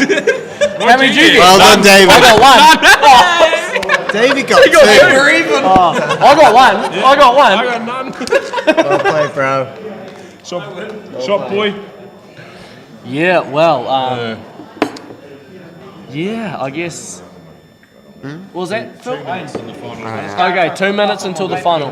Save my seat. I'm going to get a beer. Yeah. I trust you with the We'll mic. just the players are having a final warm up, ready for the final. Right, can we talk about Sam quickly while he's gone? Yeah, I feel like. Can we not? No, listen. Can we all be reminded of the fact that Sam went walkabouts the night before? Was it Nelson? The night before Nelson? And he went walkabouts. No one knew if he was going to get to the ferry, if he'd even make it. Shambles was in a shambles. He was worried about him. Everyone was worried about Sam, but somehow he made it in the nick of time. I can tell you right now, he did not make the original ferry. Mate, he was not there. The only saving grace was that Blue Bridge kept us in Wellington Harbour for 3.5 hours. The time it takes, funnily enough, to get to Picton before they decided to cancel the ferry, and then he made the 8 p.m. ferry. So he did make it in the end, but What was he doing? A bit of loitering behaviour, or did he get caught up in an establishment down there? I believe over here you call it going bush, he just disappeared. He went... Bit of hunting. I can respect a bit of hunting, down in Nelson. Maybe he was chasing a big red. Who knows? God knows what he was after. Maybe he was chasing a fellow, or he's hunting up a couple of balls. He was. Good. Yeah. It was great. Did he bring a couple of pig dogs down with him, or The pigs he loved, bro. He arrived, couple of pig dogs? He arrived with nothing, Cozzy, all right? Absolutely nothing. No Not meat for even. the freezer. No meat for the freezer. No meat for the freezer and no dignity left, all right? Did he show up with his undies on at least? There was undies on, yeah. Okay. Yeah, I Oh, can't that's. confirm. Yeah. It wasn't that bad of a night. Okay. So he just. Oh, that kind of hunting. Yeah. All right, Jonny Tata's walking around. Should we get him in for Yeah. question? Jonny, come here, mate. Johnny. Johnny, loves talking on this. John, can we get Ra Tata in here, what about please? Ra? No, just 30 seconds. 30 seconds. Just 30 seconds, Johnny. Just a couple of questions. Right, we're really trying to get Johnny in here. Or Ra. Oh, Ra, if you want to come in. No, Ra just likes to listen to us. Yeah. Yeah. Oh. You heard it from Ra himself. He said, I'm the mayor of Taranaki, so I'll take that. Johnny's coming to sit down here. He'll be 30 seconds. He's just readjusting his cap. Oh, you can't No, get no. Johnny on the conversation. No, we're just chatting, mate. We're just chatting. You're not trying to support, eh? No. So, Sam, I hear you're into a bit of hunting reds. Bit of pig hunting. How did Nelson go, mate? What? Yeah. I heard lost you. Context there. I heard you missed your ferry because you were off bloody in the bush hunting pigs. Yeah, something like that. Yeah, I did miss the ferry. But I thought that was. did you roar up a couple of stags or a couple of hinds? Bit of both, mate. Bit of both. Yeah. Couple of hinds. Any good? I'm easy either way. Sweet. No, look. Any it was roaring easy- or? It was an easy story. My phone died, and didn't wake up from my alarm, and missed the ferry. But the ferry never left, so we're all good. So, ready? I'm going through my messages right now on Instagram with Shambles. Shambles is stitching me up. Sam is missing. We're now. Yeah, we're not going to go through all that word for word. And then we have found him. He's got 13 minutes until his ferry takes off. Daha. He just stumbled back to my place. So the greatest man alive, he got caught up in the bush. You know, like if you're a hunter yourself, you're roaring stags, and you get caught out in the wild sometimes. You know, trying to roar up a hind, and he got caught out. Best of us, Cozzy. Happens to the best of us. Yeah. But we now have the final coming up. So Haupai Puha against John Hurring.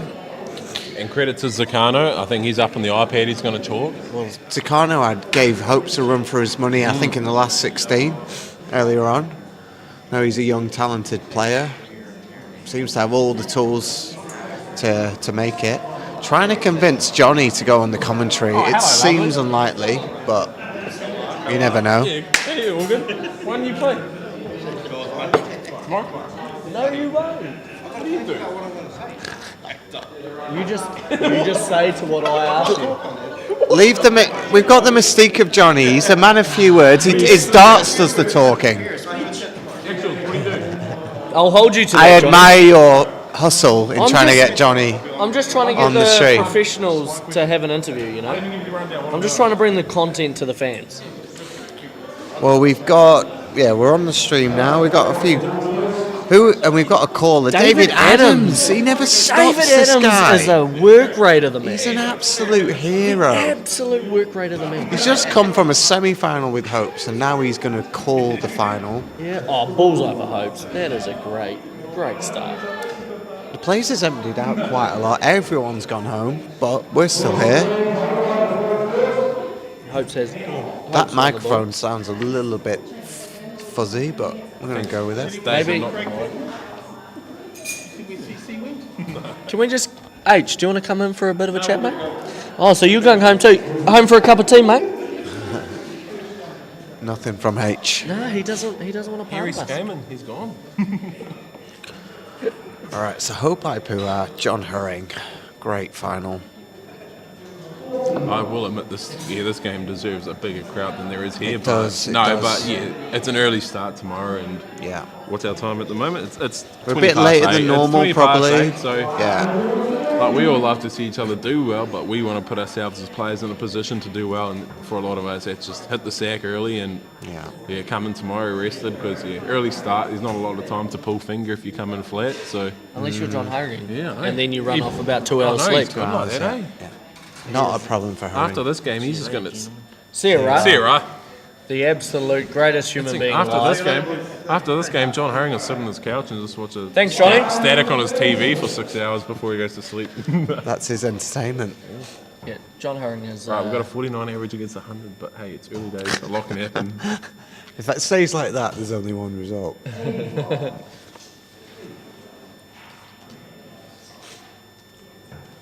But, I mean... It's a great opportunity here to watch the best players in New Zealand up close and personal. I think that's where we want to grow this bit a bit as well. Is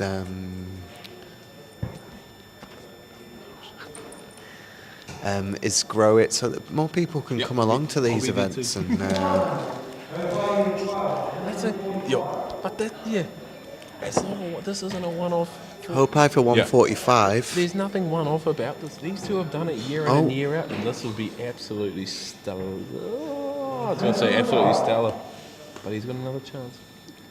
These two, any year, any given time, they make big occasions like this, and they're absolute legends. So now, the whole darting New Zealand community has so much love and respect for these two because they're tried and tested professionals. But obviously,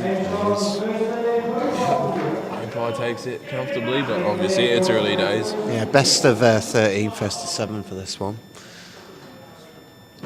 Haupai, first leg in the books.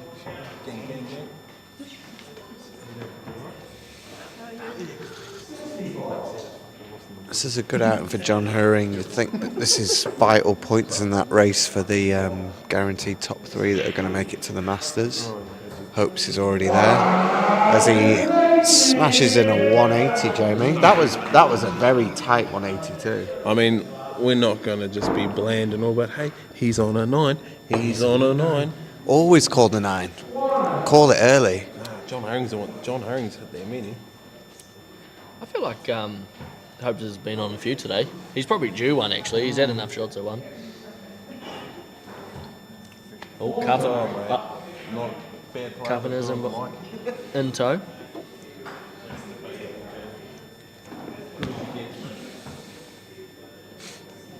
Silence here.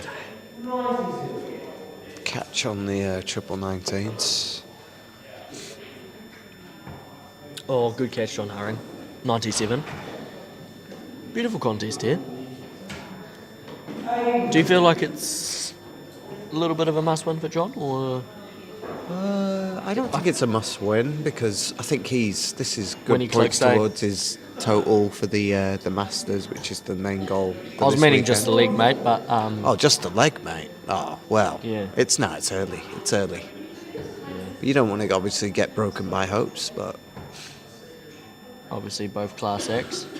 I feel like Hopes has grown into this day as it's gone on. He's used to the long days and the Pro Tour and playing the best and being up for it the whole time and being on his the absolute consummate professional, being the first ever New Zealander to gain a tour card. I was having a chat to him after he absolutely curb stomped me into the ground. I did get one more leg than Jaymie did, so that's a positive. Good. That's a 2-0 lead to Hopes, but he was saying about how different it is over there. Like you are set up to be your best and be the absolute professional over there. And then he comes back here and he enjoys the camaraderie and everything that goes on. But it is different for him coming back over to here. But he enjoys it. He was saying he enjoys being back. He is looking forward to going back over, just the way the PDC runs everything. He said it's just leads you to being just a professional, and you can see it the way he plays there. He's just an ultimate professional. Everything he does, the way he graces, even the big stage. Once it gets to that, you see him the way he plays now, the way he plays on the big stage. He's just a professional. Yeah, and he will have learned a lot from the Pro Tour and the way that the world-class players do that, and then that'll feed into how he plays here, and everyone's trying to be doing a bit of Hopes and emulate what he's achieved. So he's leading the way, he's showing an example, and who knows who's going to be the next Hopes into making it as the next Kiwi Pro Tour professional.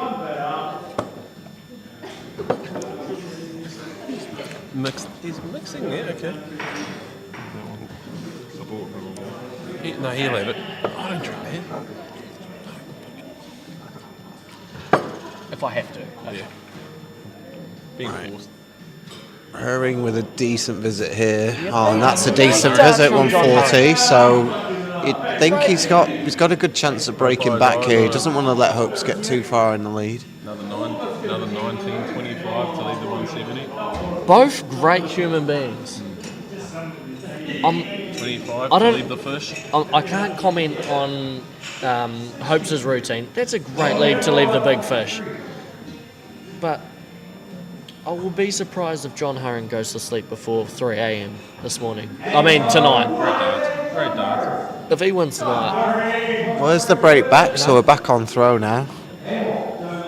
Great darts. He's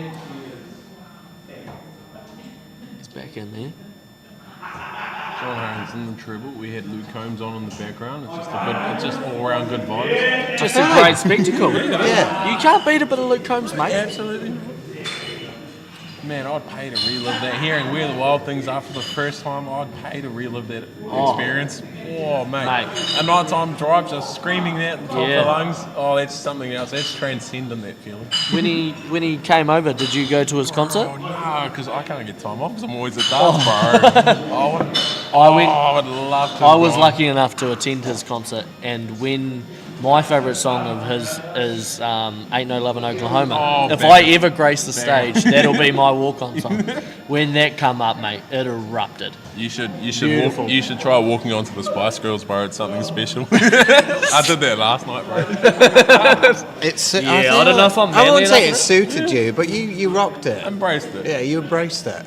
But that was your Can you give us a couple of bars, But please? it was his indecision on a song. So. Oh, you're a dancer. You're a dancer. What's my second? Oh, it's Dirk Van Dyvenbode's Yeah. walk-on song. So I had to get on stage and give it the old lawnmower.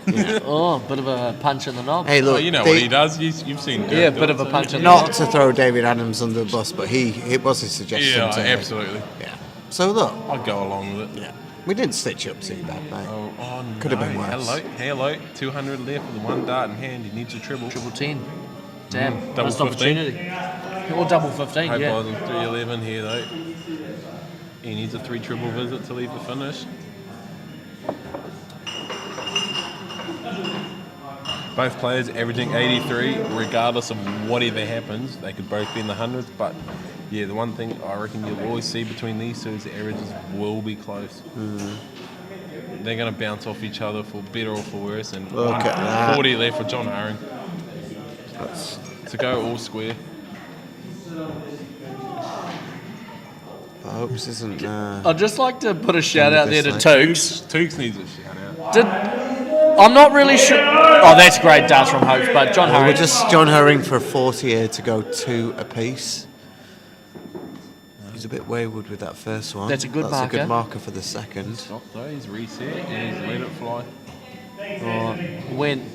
Went astray, but that's okay. We'll just go back to what I was saying before. He's I'm not really sure where Tooks got today, but he's talking like he won the final, so that's a great first start from Hopes. And that's a clutch great- finish. That's the kind of Pro Tour finishes you take That's out. beautiful, mate. You don't need to take them in 2 darts, but when you take them in 2 darts, it feels so good. Yeah, it's a big leg in this But it's game. water off a duck's back. He's used to that, and now he's already moved on from there. He's got a job to do, 100 start. Whereas Hurring's now, I think he wants to have he needs a big league here. Yeah. At the moment, John has tied me and you, Jaymie, for how many legs we've got against Hopes today. Combined, because I didn't Combined, get any. yeah, I got one. Yeah, good on you. I didn't. Yeah, Jaymie didn't, but that's okay. Hey guys, don't put yourself down too much, all right? It feels a bit negative. Well, Be 70 positive. Something, maybe like 68, 70 Did you get at points least and no darts legs at a against double? Haupai? I think he beat us with a combined of 9-1, so that's okay. I mean, yeah. I reckon you two together could take him. In a game, if we both of us versus one person, I'd like to think we could. Oh, I'd give up if we couldn't. Yeah, I think I'd retire if we couldn't. Oh, no, that's almost worse than Phil. Look, I'm trying to make you feel better. You guys are all down about yourselves. I'm trying to make you feel better Where's about Phil? what Should we happened. try beat Phil? Oh, that's easy. That's not going to be... Yeah, maybe we should play Phil in a game. It might make us feel a bit better.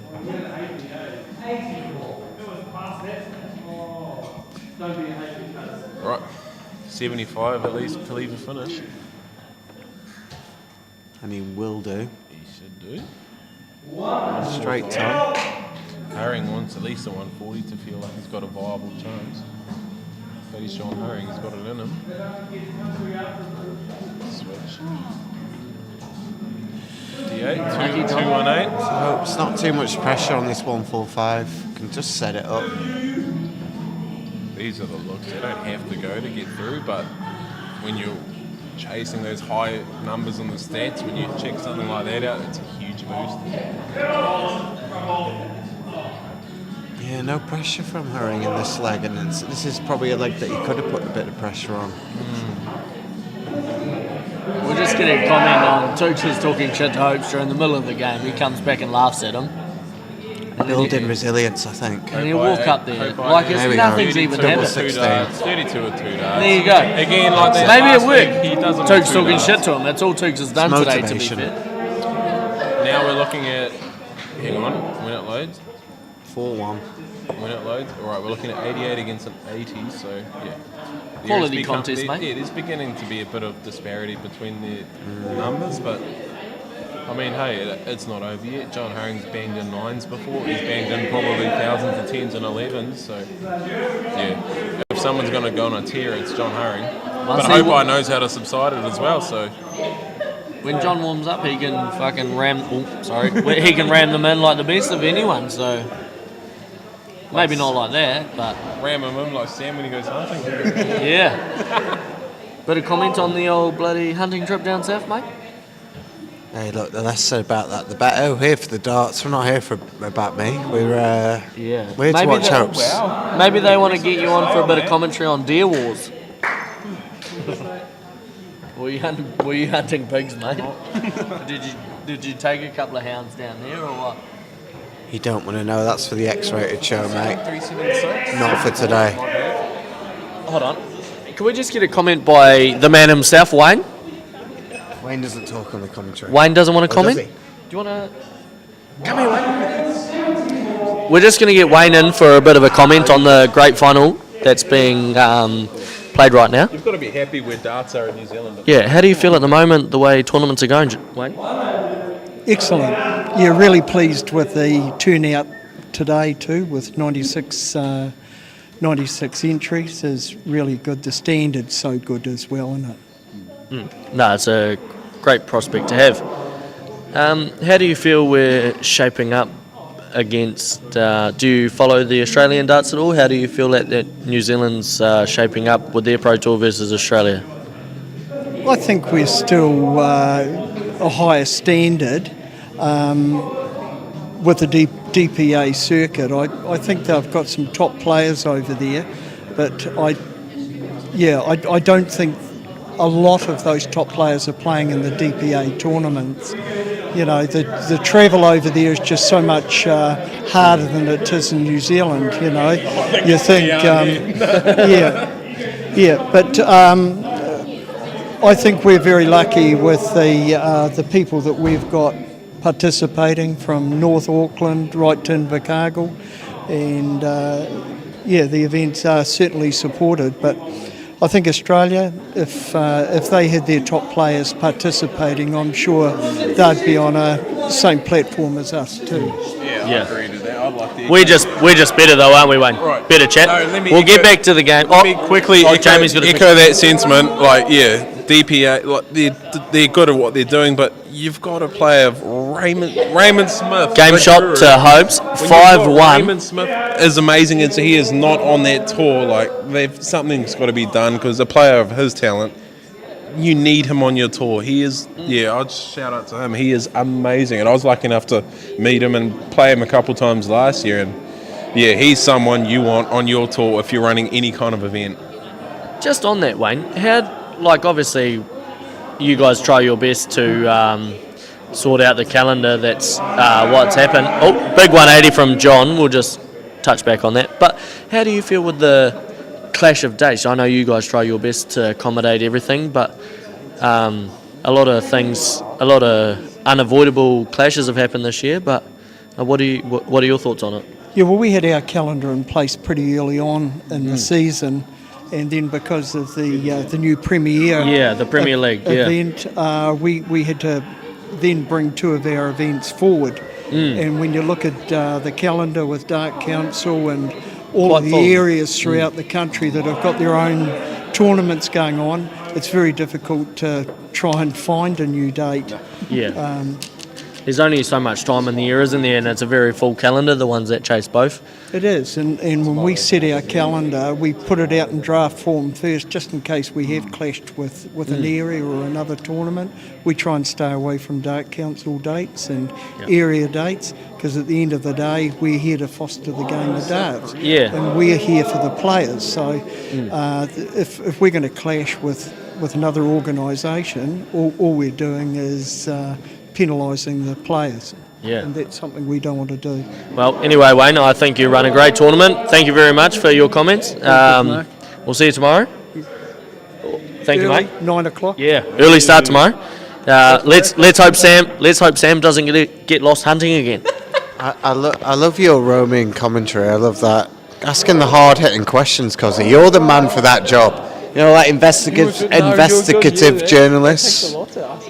Good questions. I was waiting for an ask about the clash of the World Cup, because obviously your premier events are like cumulative for the whole year. It's the top 16 playoffs and that World Cup. I only caught a bit of that chat, but I generally think Wayne and the team, they are here for the best interest of the darts. So they're doing their best to try and make this all work.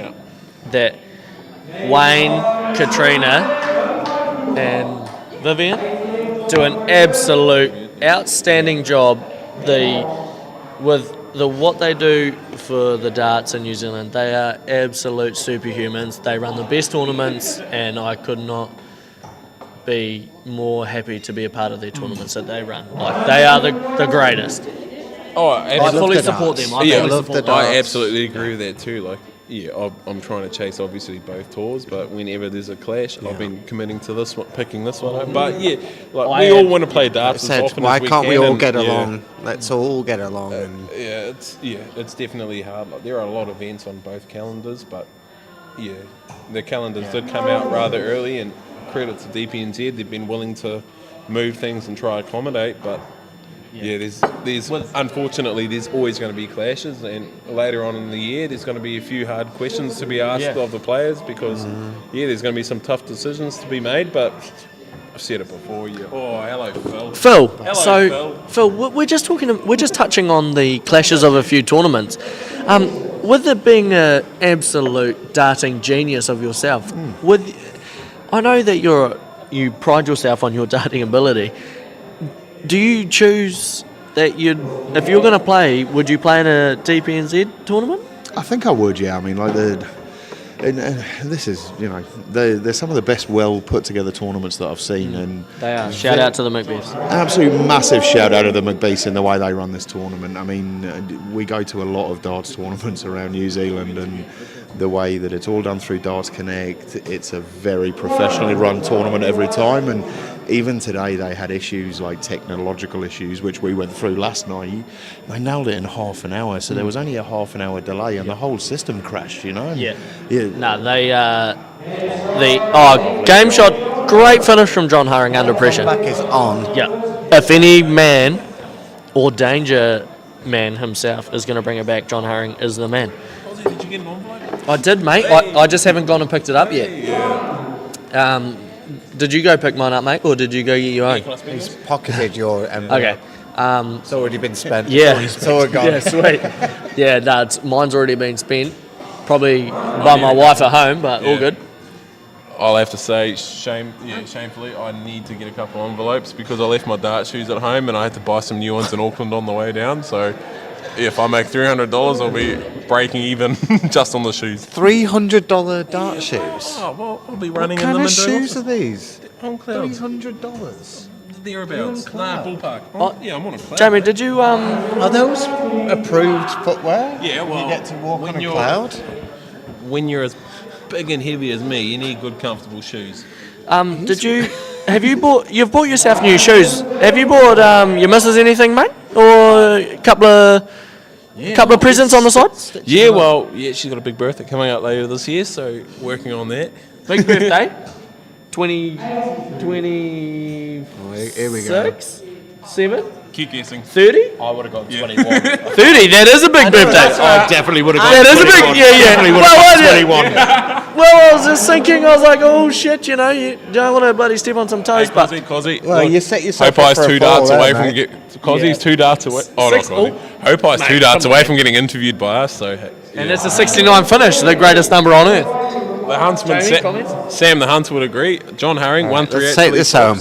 19. Bolt. Oh, this. 18, double 16 for the win for Hopes for Game shot. a 7-2 win.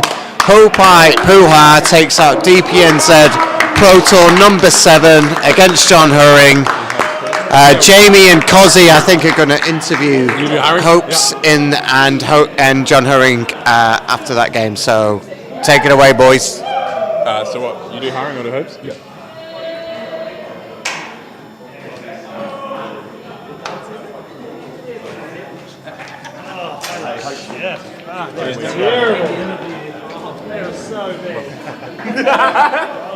Jaymie, Right. are you alright? When do you want to do this? Right away? Right now. Talk to me. Righto. Move over the big chest. Super chest. Oh no, yeah. Righto, everybody. I am here with today's winner, Haupai Puha. Right, first question, Haupai. For a man with no hair in your chest, how did you find it in you to dig deep and get the job done?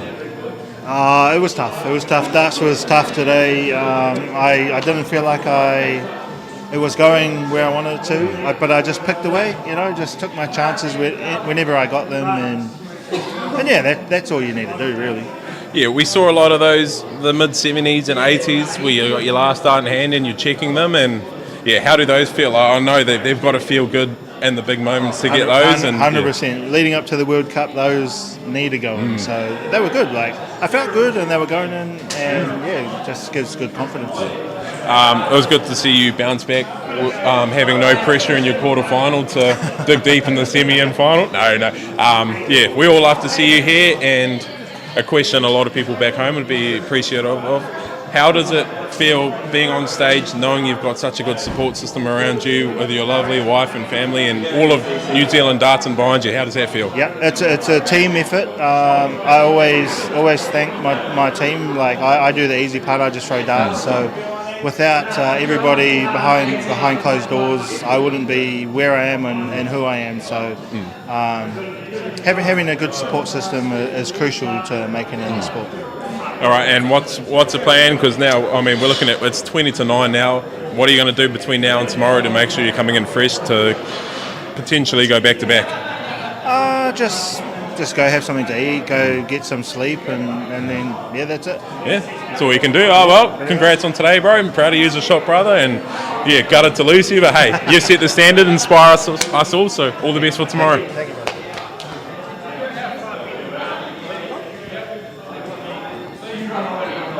And we'll just hear from Wayne McBeath next. Wayne will do the calling.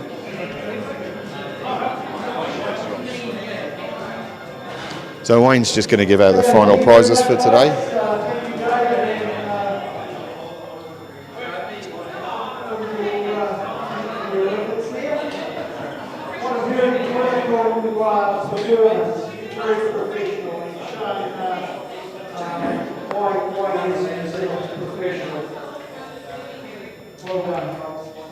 Just get the prize giving away now. Class 16, Mark Cosby. Yeah, Cozzy. Absolute legend in the commentary box. Legend on the stream. Great work. Also, class 16, Steve Hanley. Steve Hanley does Also, really class well. 16, Ben Robb. Yeah, Ben Robb. Yeah, the rig. There he is. Picking up some points. Went out earlier than he would have hoped. But a true legend of the game. Runner-up today, Danger John Hurring. And a runner-up, John Hurring. He's on his way. Here he comes. Here he comes. Picking up some vital points towards Auckland. That has really put him in a solid place for the top three. Mark Cleaver going out early and Ben Robb going out early. He's definitely opened things up again. Well-deserved winner as well. And as I said before, very clinical, and a real professional final hopes. So we hope to carry their form tomorrow, and then back to Emilio as well. Oh, I did lose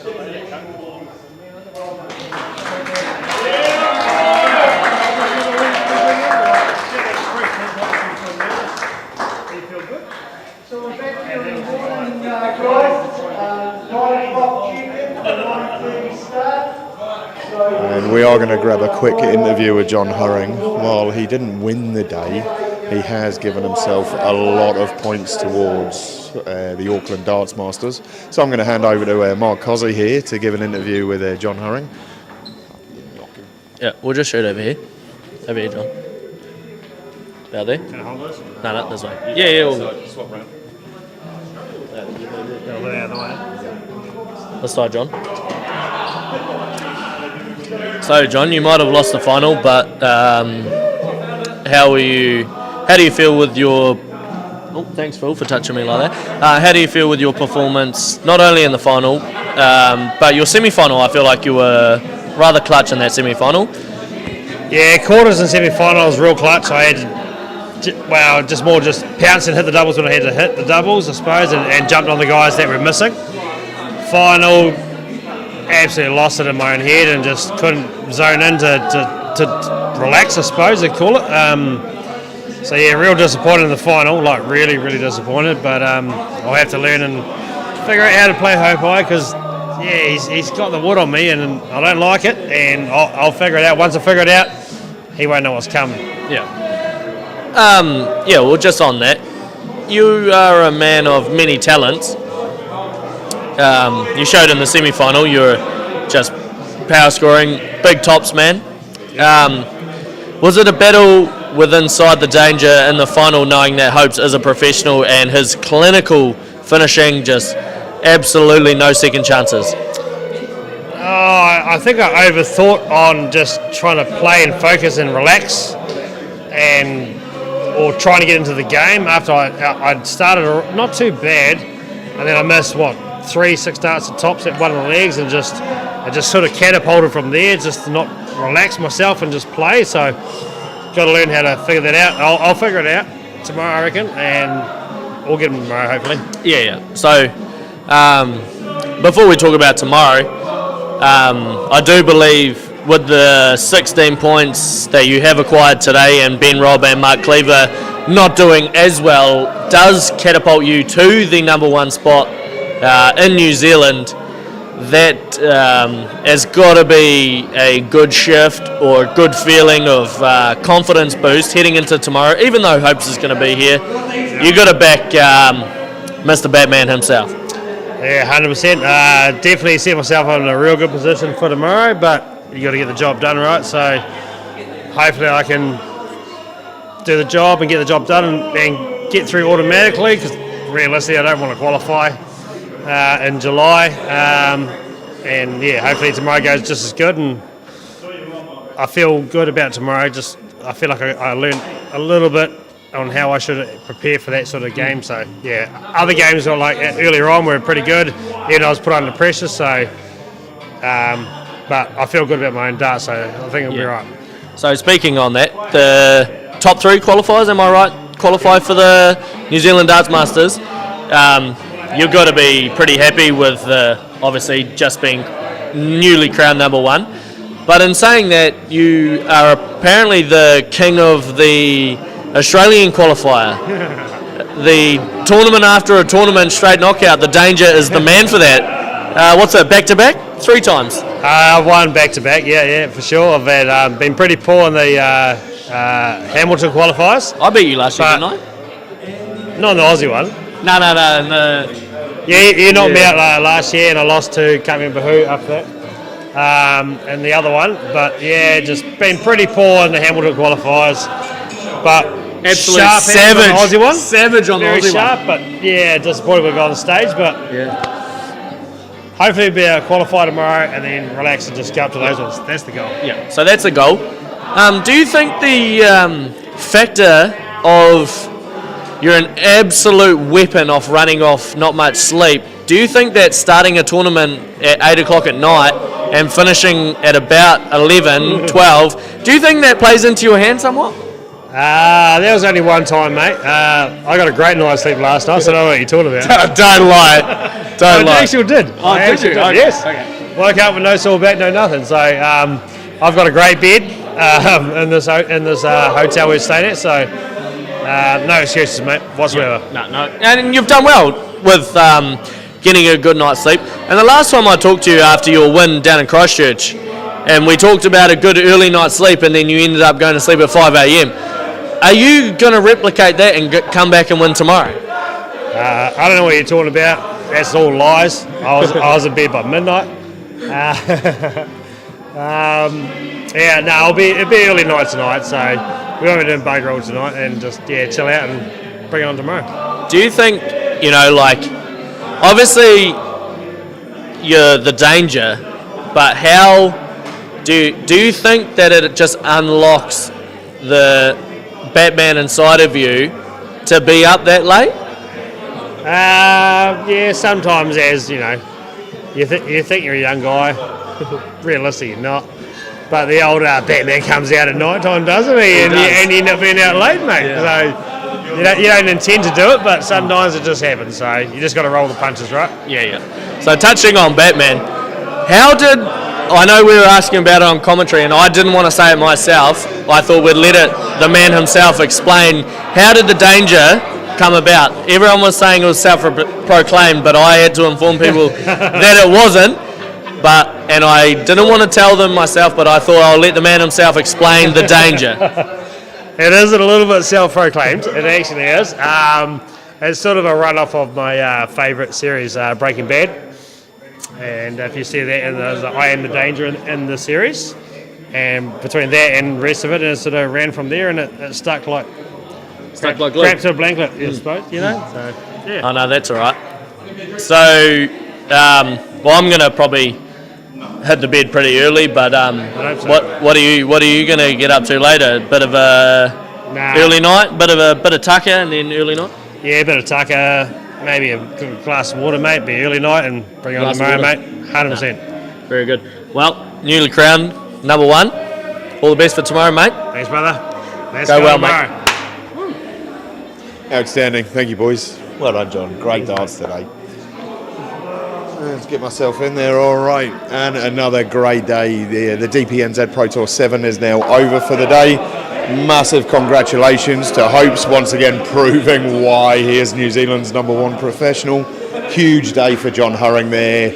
Got himself to the top of the rankings. A massive points haul for him today, and it is all on tomorrow. So make sure you tune in tomorrow. We should be live from around about 1 o'clock, we think, but keep an eye on our Facebook and we'll keep you updated. But for now, awesome darting. Pleasure to have you all on the stream, and we'll see you all tomorrow.